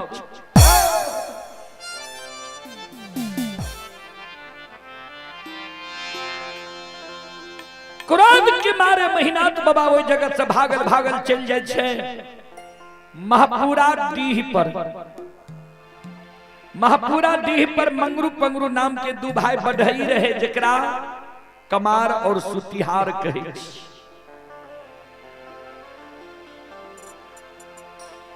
महिनाथ बाबा आवाज लगावे रे मंगरू रे पंगरू घर छे आंगन छे घर आंगन से बाहर हो द्वार पर या मंगरू पंगरू दोनों भाई घर आंगन से बाहर हो छे द्वार पर आवे छे महिनाथ बाबा के देख के महिनाथ बाबा के चरण में प्रणाम करे अब महिनाथ बाबा के कहे बाबा कोनो जे अति आवश्यक जरूरी रहे यहाँ अपना द्वार पर हमरा बोलबे आलती है यहाँ अपने से हमरा द्वार पर किया आइलिए बाबा कौन एहन अति आवश्यक जरूरी छे जी यहाँ का अपने से हमरा द्वार पर आवे पड़ल महिनाथ बाबा कल के हाँ अति आवश्यक जरूरी है हमरा सुन 7 गो गाछ चंदन जे पोखर के महार पर छे वो 7 गाछ चंदन के काट के चेला चीर के अघनुआ लार के ढेरी के तरह कल 12 बजे दिन तक में सरहा घाट पर चंदन के चेला के ढेर लगा मंगरू पंगरू दोनों भाई चौंक गले बाबा चंदन के पांगे ले नहीं दे रहो कहे रहो कारू भाई हमर मर गले कारू के हाथ के लगा चंदन निशानी रह गई आय कुन जरूरी छे चंदन के चेला चिरबे बाबा ककरे शादी विवाह छिए मुंडन उपनयन छिए भोज भंडारा छिए महिनाथ बाबा कल के नहीं शादी विवाह छिए नहीं मुंडन उपनयन छिए नहीं भोज भंडारा छिए काल 12 बजे दिन में लछना दुश्मन के आग में जला के मारबई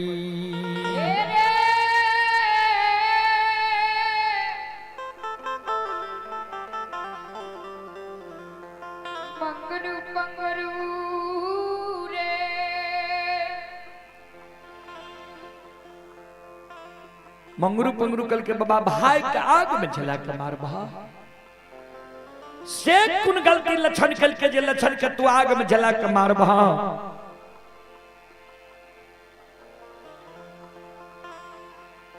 महिनाथ बाबा कल के लक्षणा कारू के पूजा करे छे नाम जपे छे हम कलिए कारू के पूजा करना छोड़ दे नाम लेना भूल जो आए हमरा मुहा मुही कह दल के सब बात मान लेबा एगो बात नहीं मानबा कारू भैया के पूजा नहीं छोड़बा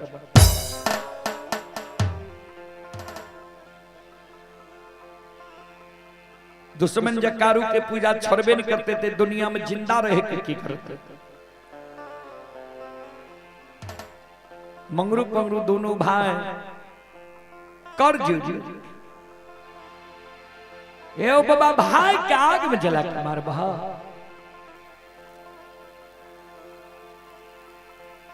मंगरू रहे बोर, पंगरू रहे छोट, छोटका भाई कल के बड़का भाई के भैया हो, राजा हो या रंग का अमीर हो या गरीब मानव के उचित बात मुहा मुही कह दे के चाहिए कि नहीं। पंगरू कल के मानव के, मंगरू कल के मानव के प्रत्येक श्वास से उचित बात बोले की चाहिए। छोटका भाई कल के आए मेहनाथ बाबा को उचित बात कह देवे अच्छा लागे या बुरा। कल के बाबा एगो बात कही, पंगरू कल के मेहनाथ बाबा कल के बाबा पंगरू बोल की कहे कल के बाबा सुना।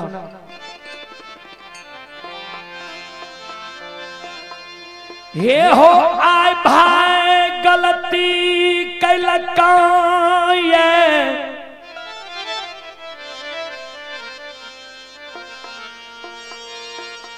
भाई के तू आग में जला के मारे ले तैयार छो।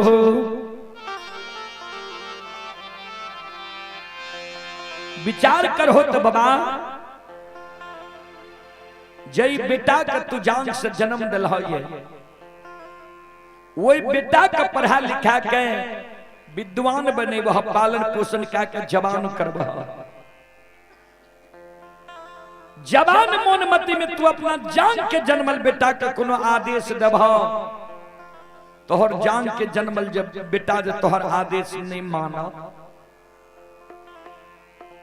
तोहर पालल पोसल बेटा जब तोरा मुहा मुही जवाब कह दो तोहर पढ़ाल लिखाल बेटा जब तोरा आज्ञा का भंग कह दो तो बेटा का बाबा तू आग में जला के मार सके छो। मेहनाथ बाबा कल के रे मंगरू पंगरू बेटा के कहीं लोग आग में जला के मार लखिया। मंगरू पंगरू दोनों भाई के आंख से आंसू गिरे लगले। हे हो मेहनाथ बाबा तू तो अपने पढ़ल लिखल विद्वान छो। गोस्वामी तुलसीदास जी महाराज रामचरितमानस में की लिखलखिन है ध्यान से सुनबे। सूत बीत नारी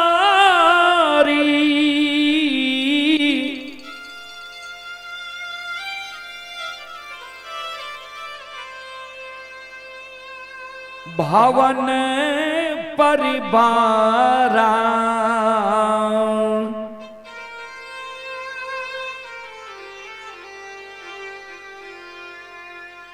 हो ही जाई जग बारंबारा।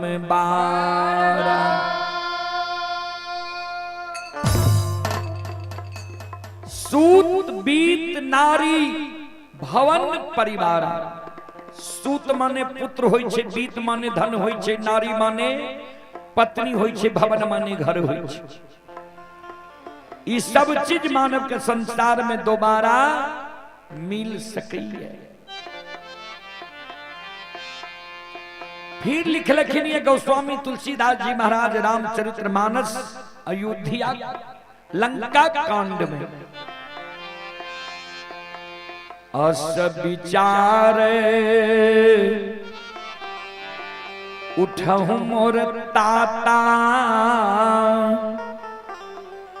मिली है नो जग में सहोदर भ्राता।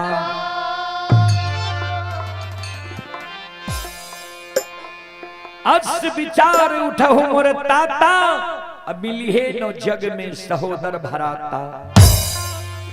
भ्राता के अर्थ भाई होय छे। मेहनाथ बाबा के पंगरू कहे हे ओ मेहनाथ बाबा बेटा बेटी पत्नी धन संपत्ति हित प्रेमी दोस्त महीम यार कौर कुटुंब तोरा ए दुनिया में दोबारा मिल जेता, लेकिन जे सहोदर भाई के तू आग में जला के मारे ले जा रहल हो ये वो सहोदर भाई के जे तू आग में जला के मार दबू ए ओ महिनाथ बाबा ता के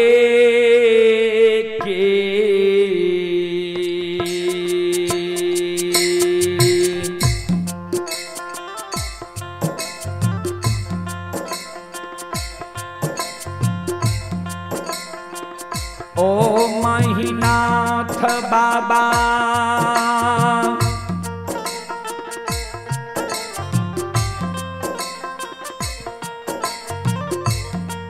आहो ये के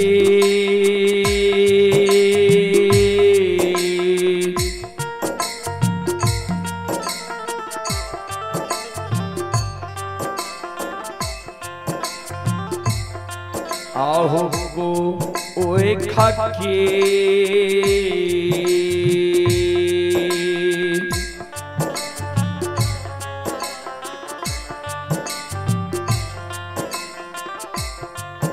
आहो जनमल सहोदरा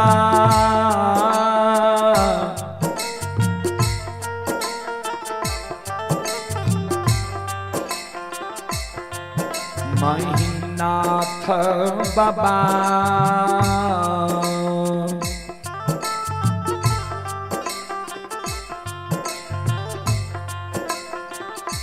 नहीं मिलता दुनिया हो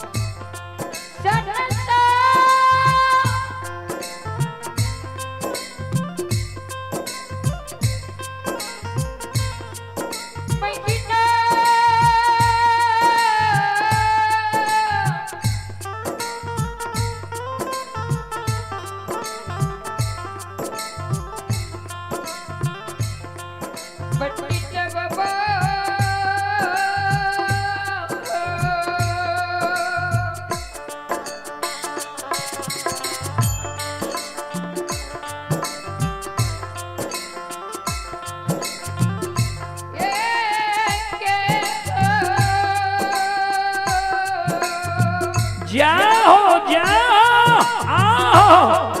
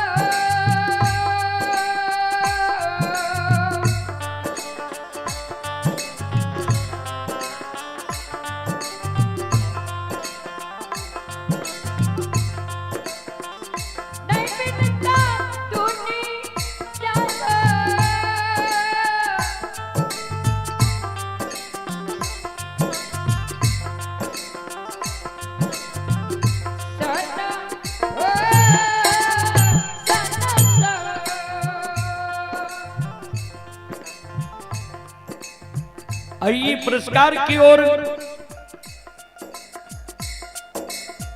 संत शिरोमणि त्रोदा बंधु आप हैं कैलाश कुमार यादव कैलाश कुमार यादव जी की ओर से श्रद्धा के साथ बड़ी उदार दिल से शानदार 21 रुपए की पुरस्कार आए हैं मनोज यादव जी की ओर से शानदार 11 रुपए की पुरस्कार आए हैं करण कुमार रायभीर वार्ड नंबर 10 के निवासी हैं थाना शंकरपुर जिला मधेपुरा की ओर से शानदार 11 रुपए की पुरस्कार आए हैं श्रद्धालु को बहुत बहुत धन्यवाद लाख लाख शुक्रिया। आप हैं जयराम कुमार की ओर से 11 रुपए की पुरस्कार आए हैं उमेश कुमार यादव जी की ओर से भी 11 रुपए की पुरस्कार ऑनलाइन फोन पे के द्वारा आए हैं श्रद्धालु को बहुत बहुत धन्यवाद लाख लाख शुक्रिया बहुत बहुत साधुवाद। जय हो दानी श्रद्धालु की जय हो उनके समस्त परिवार की जय हो।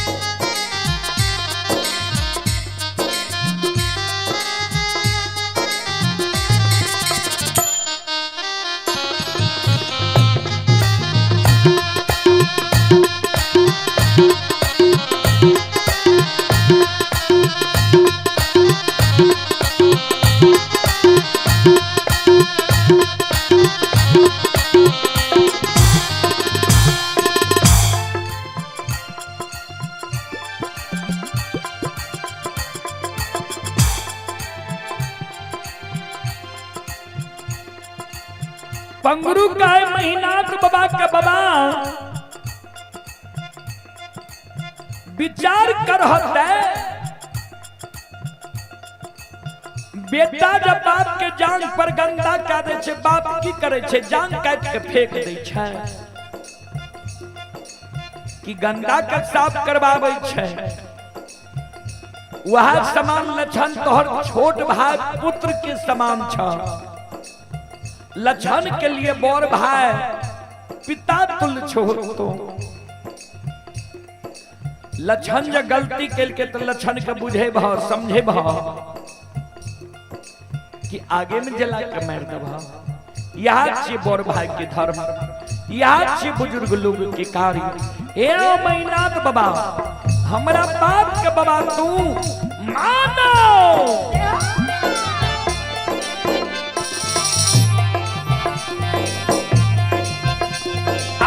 ये लक्षण क्या नहीं आगमे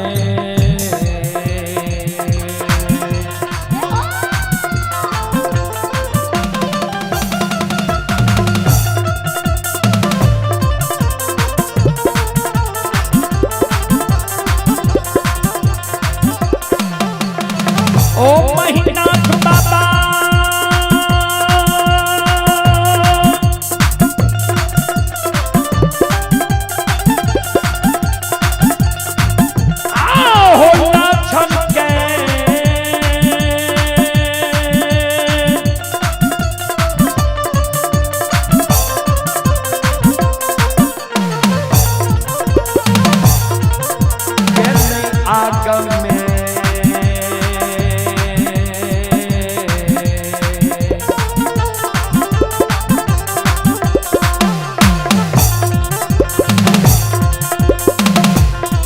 आज चलियो ये महीना पंडित बाबा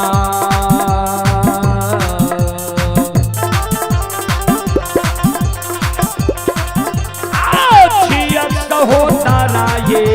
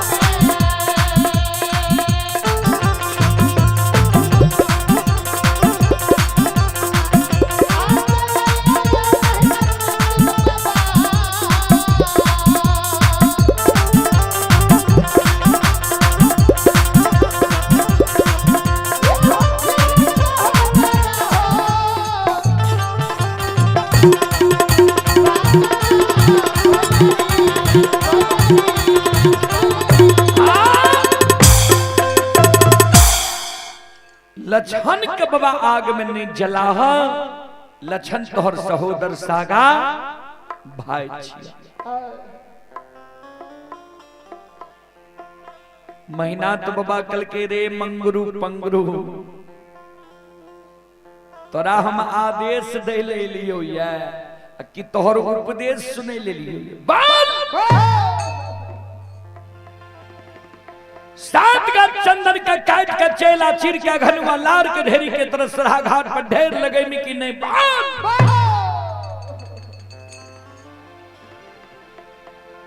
मंगरू पंगरू दोनों भाई कर जोड़ के बाबा अपने के जमीन में बसल छी, अपने के अदब शासन में हम जरूर रह,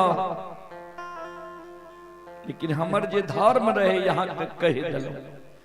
बात हमर मानू या नहीं मानू, भाई तो यही के छिया। मंगरू पंगरू दोनों भाई रुखान बसोला आरी कुल्हारी लाके पोखर के महार पर पहुंच गए। सात गा चंदन के काट के चेला चीर के अघनवा लार के ढेरी की तरह सरहा घाट पर चंदन के चेला के ढेर लगा रहे। कभी लिखलखिनी बाबूजी,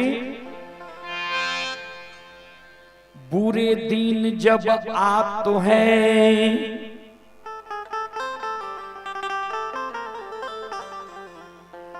तीन चीज भयो भीन,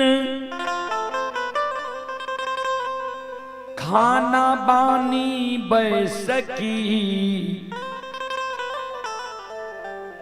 विधाता लियो छी।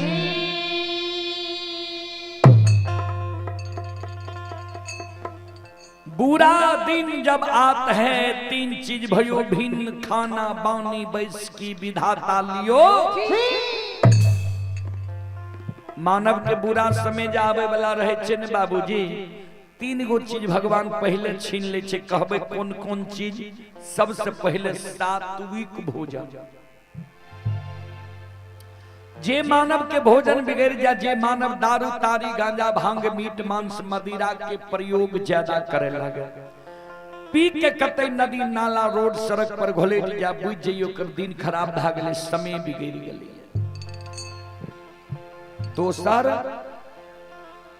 बानी, जे मानव के बानी अटपट भै जाए, बोले के कुछ बोल जा कुछ। कभी लिखलखिन ये बानी तो अनमोल है, जो कोई बोले जान, ये तराजू तौल के तब मुख बाहर आन।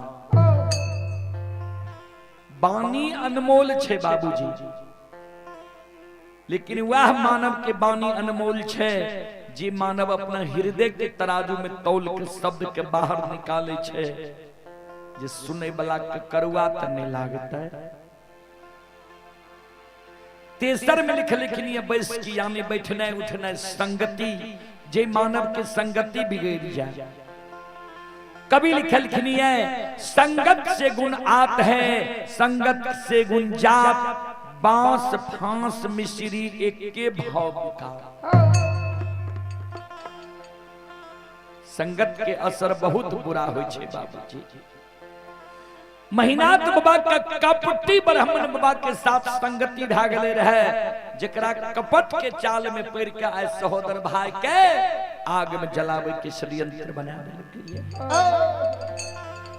फिर कभी लिखलखिनी है, कपटी मित्र नहीं चाहिए, पीठ पोछ बात ले, आगे राह चढ़ाई के पीछे से धोखा दे। सबसे खतरनाक हो छे बाबूजी कपटी मित्र, कपटी दोस्त, कपटी हितैषी।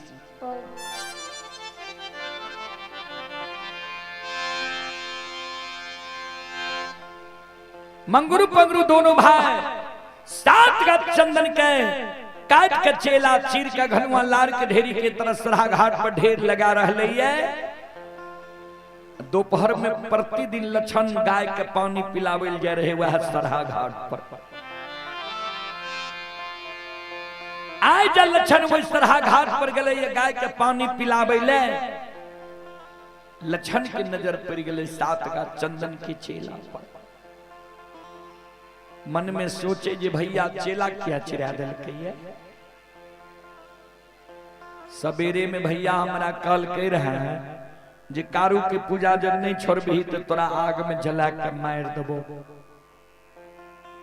हमरे लिए तो भैया चेला नहीं चिरिल कहिए। आखिर चेला चिरने हेते तो मंगरू पंगरू भैया। एक बार पोखर के महार पर जाकर पूछिए जे क्या चेला चिरे छु, के कहल कहे चेला चिरेले। लछन गाय के लाठा बथान पर रोक दे छे, टुघरल टुघरल पोखर के महार पर पहुंच जाए छे।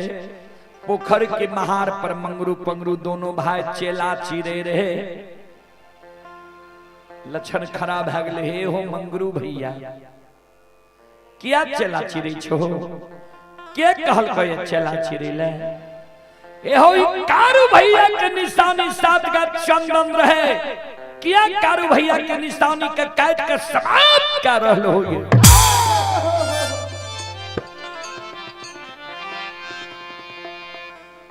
मंगरू पंगरू दोनों भाई लक्षण के बगल में बैसा लेके लक्षण के कहे लक्षण सोन,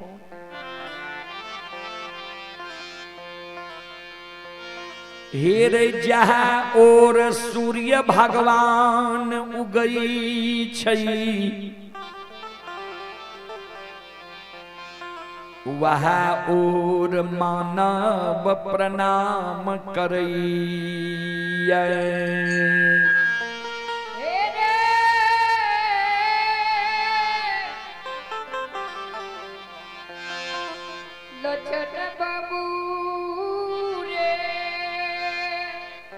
जहाँ और सूर्य भगवान उगै छे वहाँ और मानव प्रणाम करे छे। तोहर मालिक रहो संत बाबा कारू, कारू बाबा मर गए, तोहर मालिक भा गेलो महिनाथ पंडित। महिनाथ पंडित जे कहे चुकिया न मान ले छी।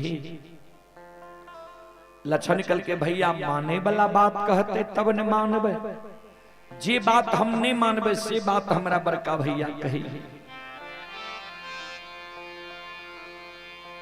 मंगरू पंगरू दोनों भाई लक्षण के गोद में बैसा कर लक्षण के सूरत निहार के दोनों भाई काने जे आ ई मोहनी मूर्तिया सामने सूरतिया वाला छोटका भाई के कल बड़का निर्दयी भाई आग में जला के मार। दोनों भाई काने कान कान के लक्षण के कहे लक्षण सो,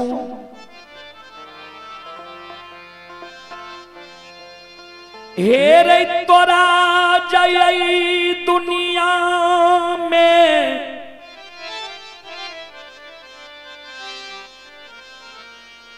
जिंदा रहना छो, ये महपुरा नगरी के धन संपत्ति के लोभ के त्याग के महपुरा नगरी से तू जान बचा के भाग जो। लक्षण कल के तोरा पूछे चेला किया चिरे छो तो हमरा कहे छो जान बचा के भाग जाले, की भेल किया जान बचा के भाग जो। मंगरू पंगरू दोनों भाई काने कान कान के लक्षण के कहे लक्षण सो, से लक्षण हे रे तो रे रे भई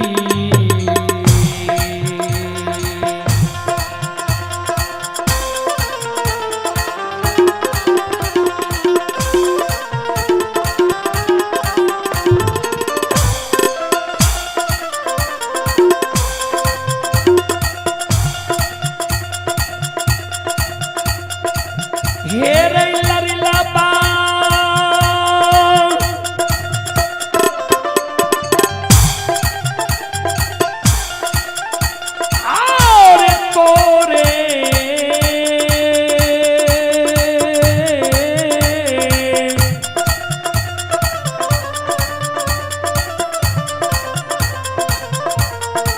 रेल भैया रे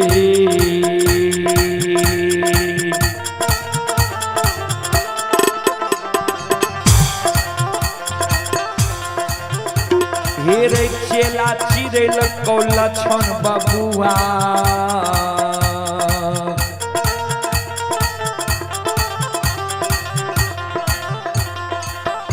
यार मार दे तो कायल आग में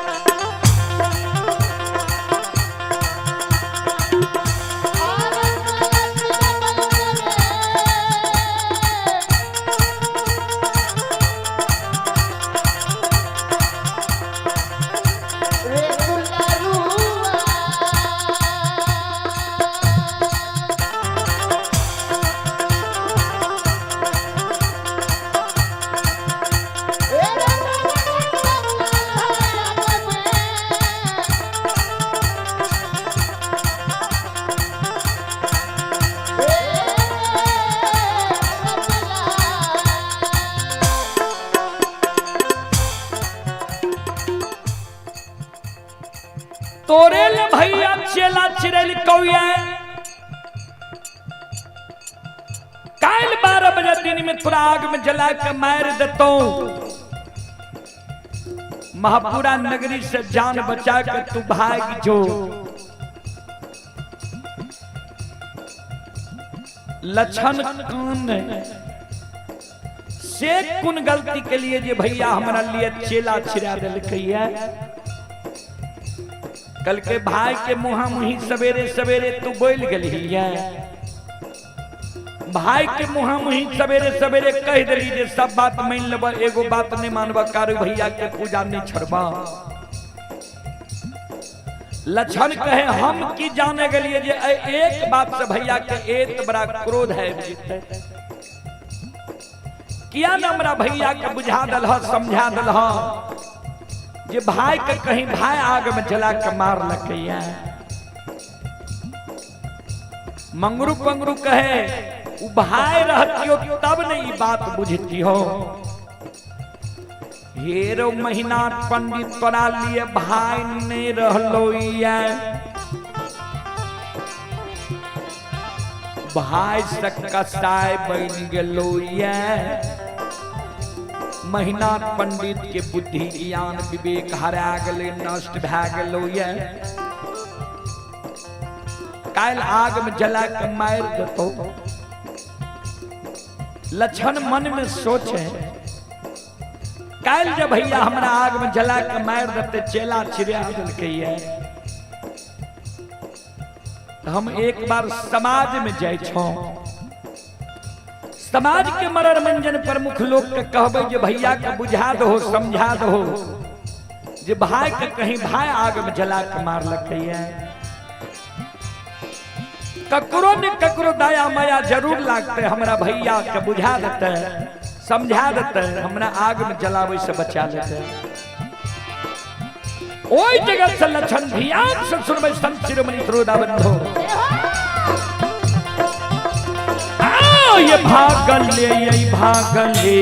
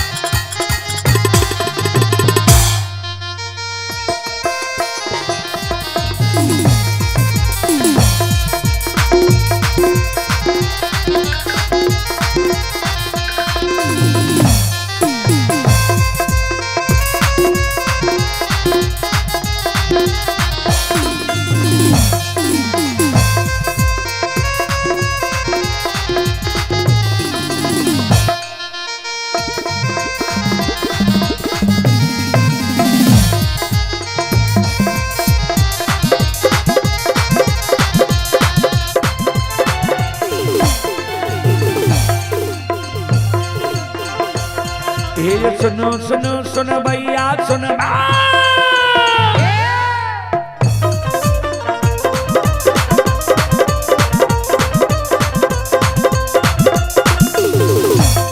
ये सुनो सुनो सुन भैया सुन भैया भैया बज भैया सुन भैया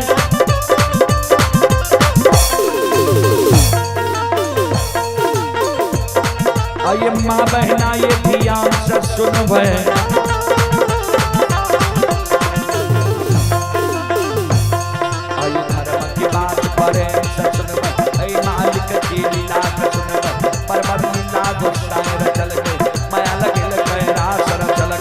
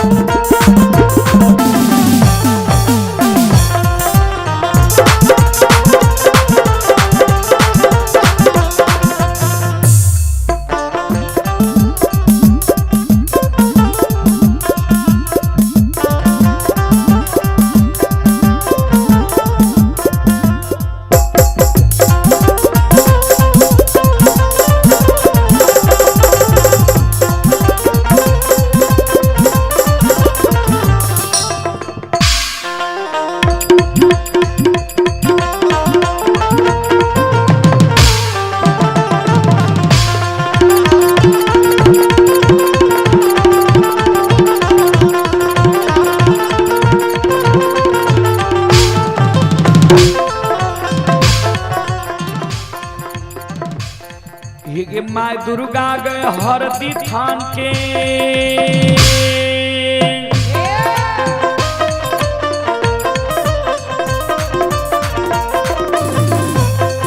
ये माँ दुर्गा गए हरदी थान के माँ भगवती के मैना गांव के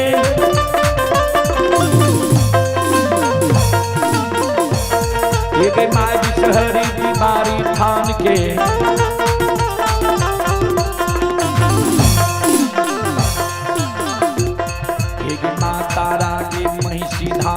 माँ गंगा के मानसी घाट माँ कत्यानी रेलवे का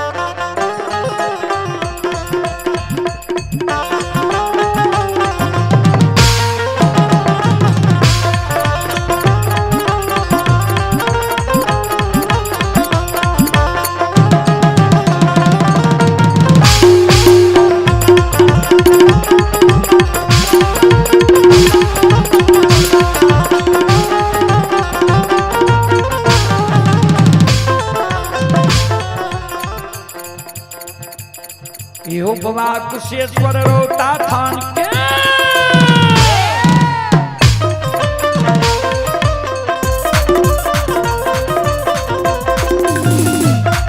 यो बाबा कुशेश्वर रोता थान के बाबा करू महापुरा ये धाम के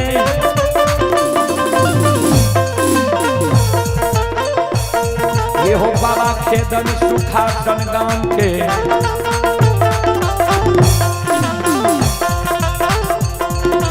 बाबा हो बैचन बीरी गमेल के बबुआ बख्तर करिया गाँव के बाबा विष्णु योग 85 के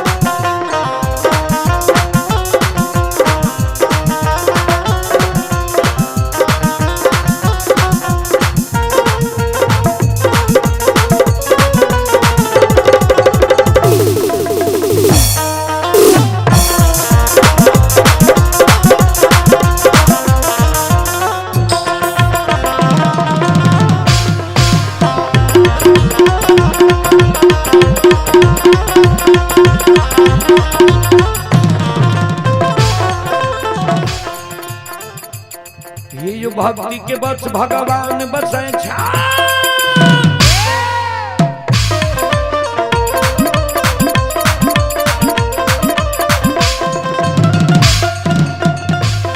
ये जो भक्ति के बस भगवान बसे जे सब मालिक के भक्ति करल के ये मन तन धन से भजबे करल के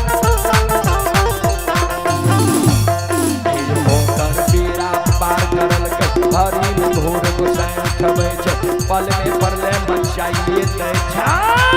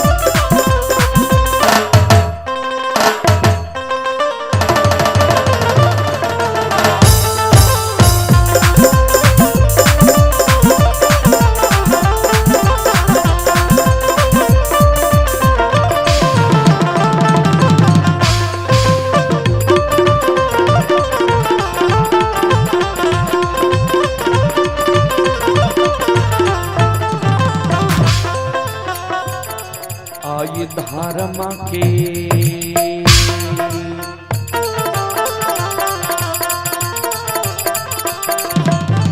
ये यो बाबा धर्म के लीला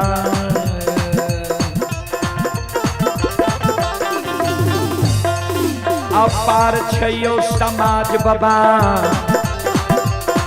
ये यो छलै दुनिया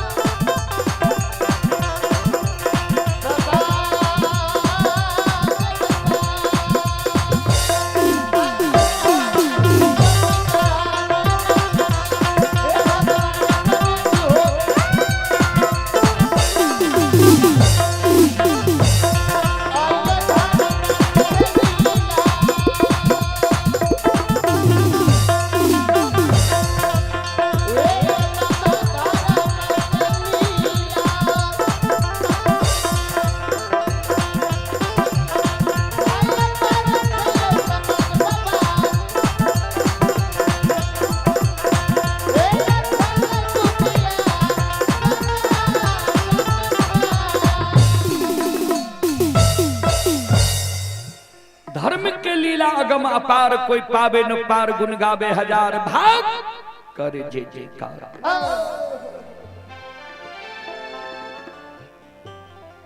श्रोत बंधु लछन भागल भागल पहुंच गए समाज के द्वार।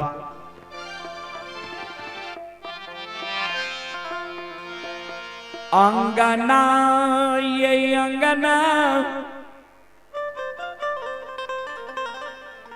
द्वार द्वार लछन समाज में जाय छै।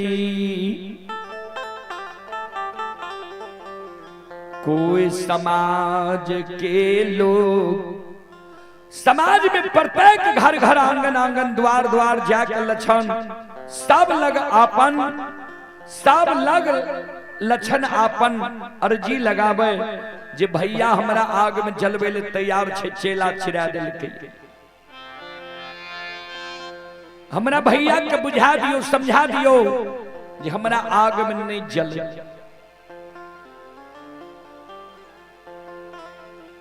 कोई नहीं सहारा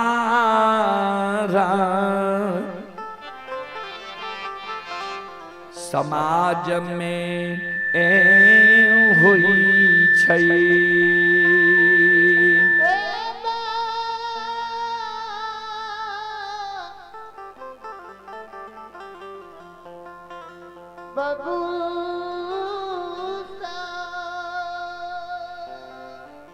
कोई समाज में लछन के सहारा नहीं हुई छै।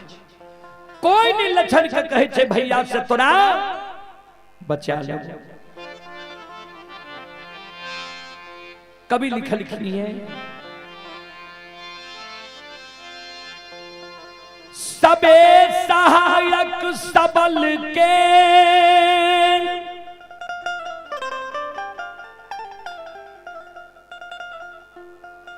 निबल न कोई सहाय।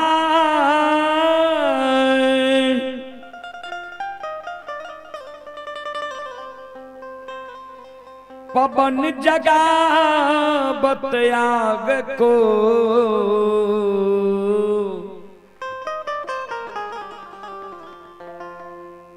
दीप ही देत बुझाया। सबे सहायक सबल के निबल न कोई सहाय। पवन जगावत आग को दीप ही देत बुझाया। सब सहायता करे छे समाज में मुंह गरे लोग के बाबूजी। गरीब के सहायता करे वाला क्यों नहीं। उदाहरण दलखिनी है आग छे सबल। एक घर में आग लग जाए पवन नाम छी हवा के हवा चले लगते एक घर से 50 घर में आग के हवा पहुंचा जाए। दीप छे गरीब दीप जले छे हवा चले लगते दीप का हवा बुझा देते।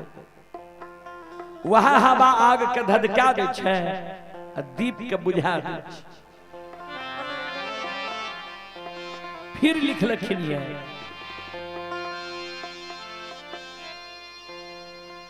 कबीरा बात गरीब की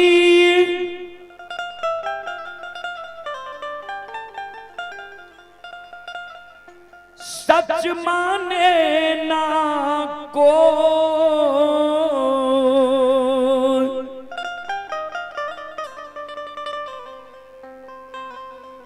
धन्यवान की झूठ में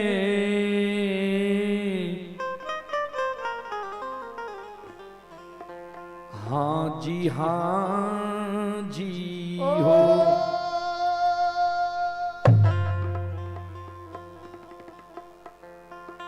कबीर बात गरीब की सच माने ना कोई। धनवान की झूठ में हाँ जी हो। गरीब लोग जब कोनो सांचो बात कहलक ने बोलले की बोलते एकरा की बुझे आबै छै। धनवान लोग जे छे उ जे झूठो बोलल कहलक जी ठीके कहै छी। ध्यान फिर लिख लखिन ये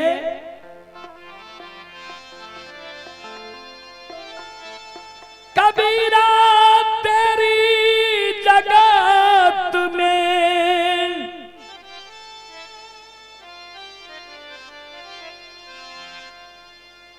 देखी उल्टी रीत,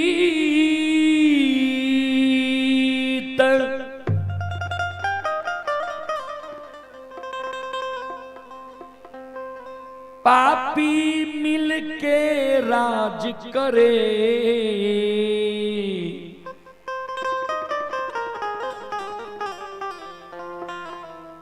साधु मांगे भी।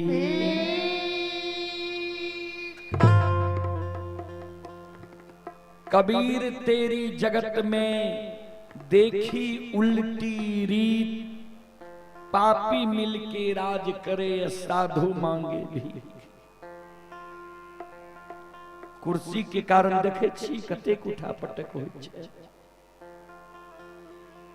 जतेक मंत्री महामंत्री छै सब पर 10-20 गो केस छै। ध्यान दो, हमर माय बहन के यहाँ जब साधु आयल भीख मांगे ले, तो हमर माय बहन कहला एतेक मोटगर डटगर शरीर छ, कमा के नहीं खाए छ जे भीख मांगने गुरे छ। ध्यान दो, कोई नहीं सहारा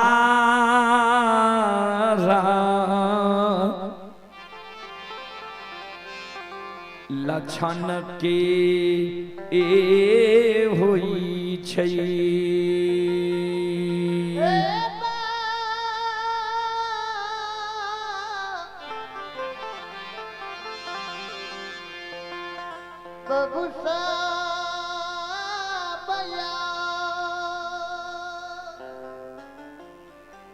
चलो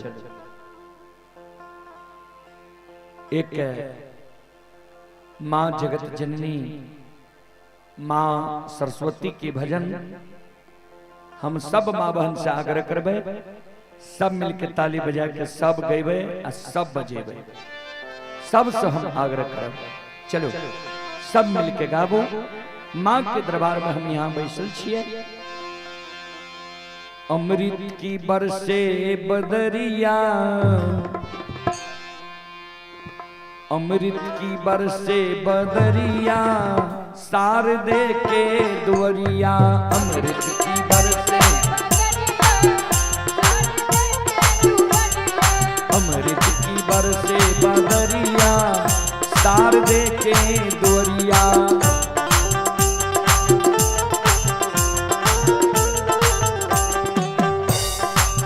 माँ की दुवरिया, शारदे की दुवरिया,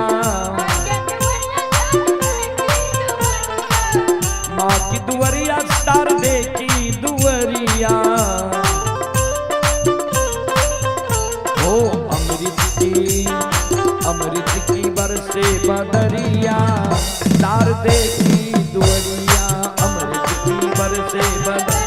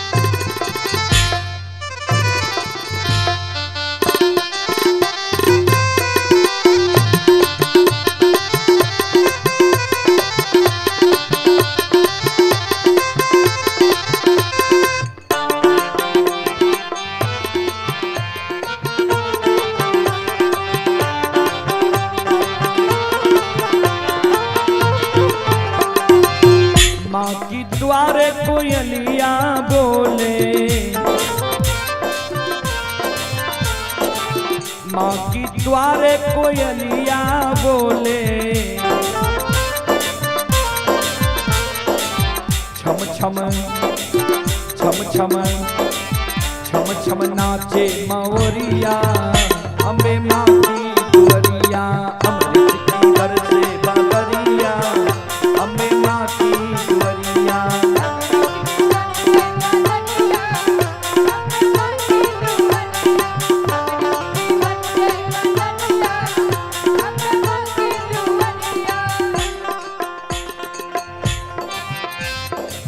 माँ की द्वारे की बांझिन खरी है, माँ की द्वारे की बांझिन खरी है, बांझिन खरी है एक बांझिन खरी है,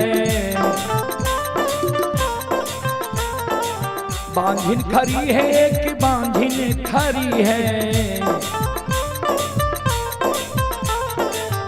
फेर मैया नजरिया, शारदे की दुअरिया, अमृत की बरसे।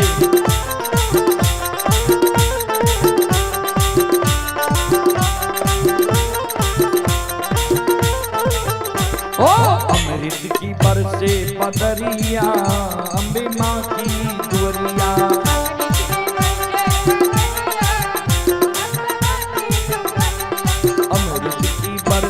बदरिया, अम्बे माँ की दुअरिया।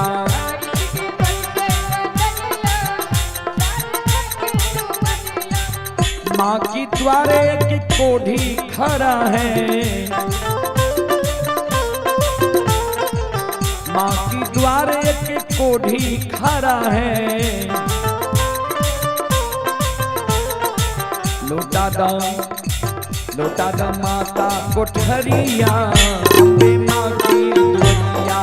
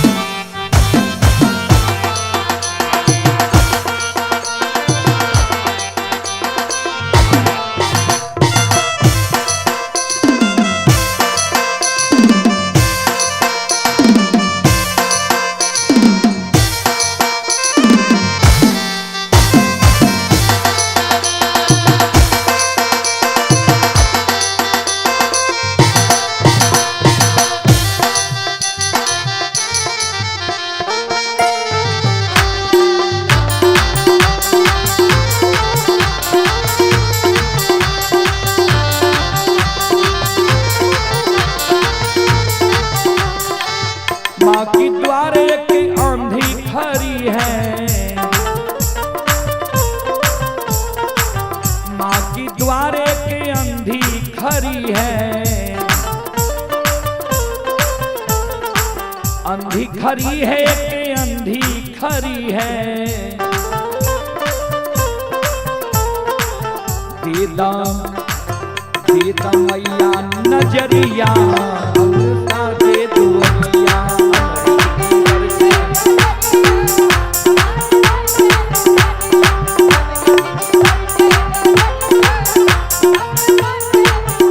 शारदे की दुअरिया, सरस्वती दुअरिया,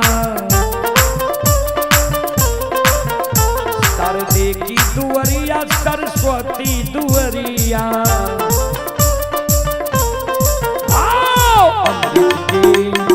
अमृत की बरसे बदरिया, शारदे की दुअरिया, अमृत की बरसे।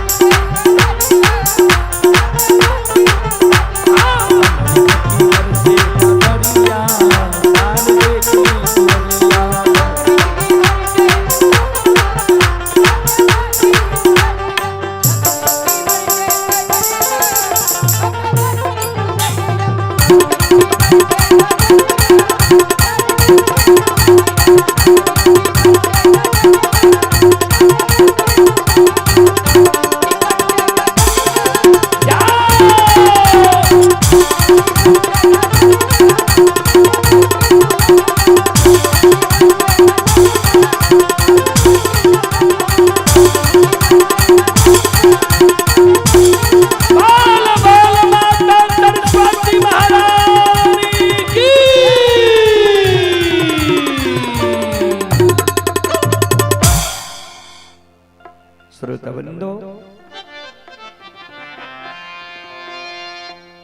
चलो रात 11:15 भए गेल, हम सब 12 बजे के बाद भोजन नहीं करे छी। आ ई सब सामान खोले में किछ समय लागे छे, ए कारण हम अपने सब श्रोता बंधु माँ बहन से क्षमा चाहबे, माफ करियो।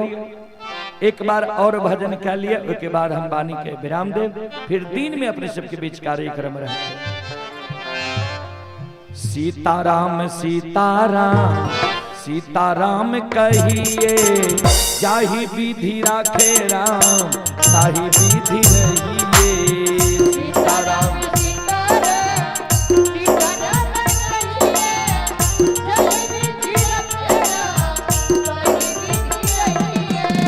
सीताराम सीताराम सीताराम सीताराम कहिए, जाहि विधि राखे राम ताहि विधि रहिए।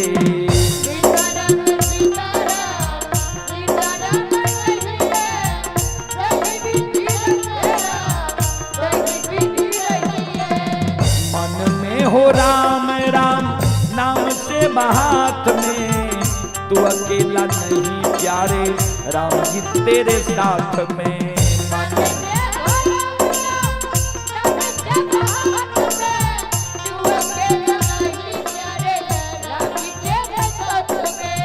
मन में हो राम राम नाम से बहात में, तू अकेला नहीं प्यारे राम जी तेरे साथ में।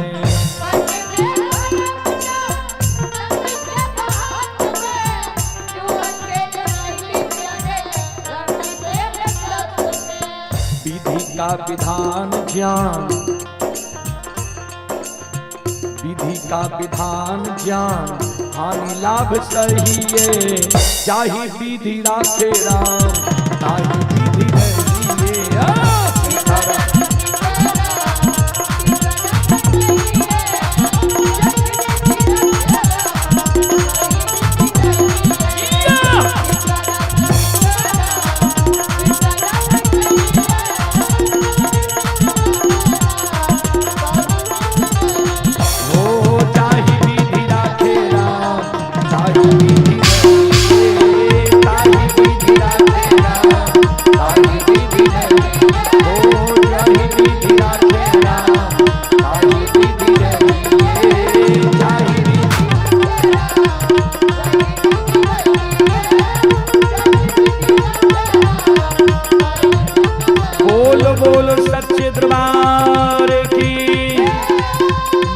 सरस्वती महारानी की, मां शारदे भवानी की, हर ग्राम की, सारे कार्यकर्ता की जय जय जय श्री सीताराम।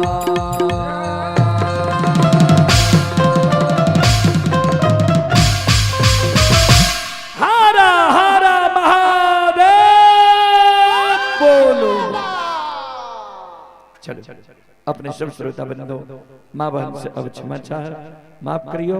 फिर दिन में अपने सबके सेवा हम सवेरे से करब, ता अहिना अपने सब एकजुट भए के आब प्रसंग के हम दिन में पुरा देबै, जे लक्षण आग से कोना निकलले, के सहारा बनले, कहाँ कहाँ लक्षण गेले, ता सब माँ बहन बाबू भैया सब क्षमा चाह, माफ करियो।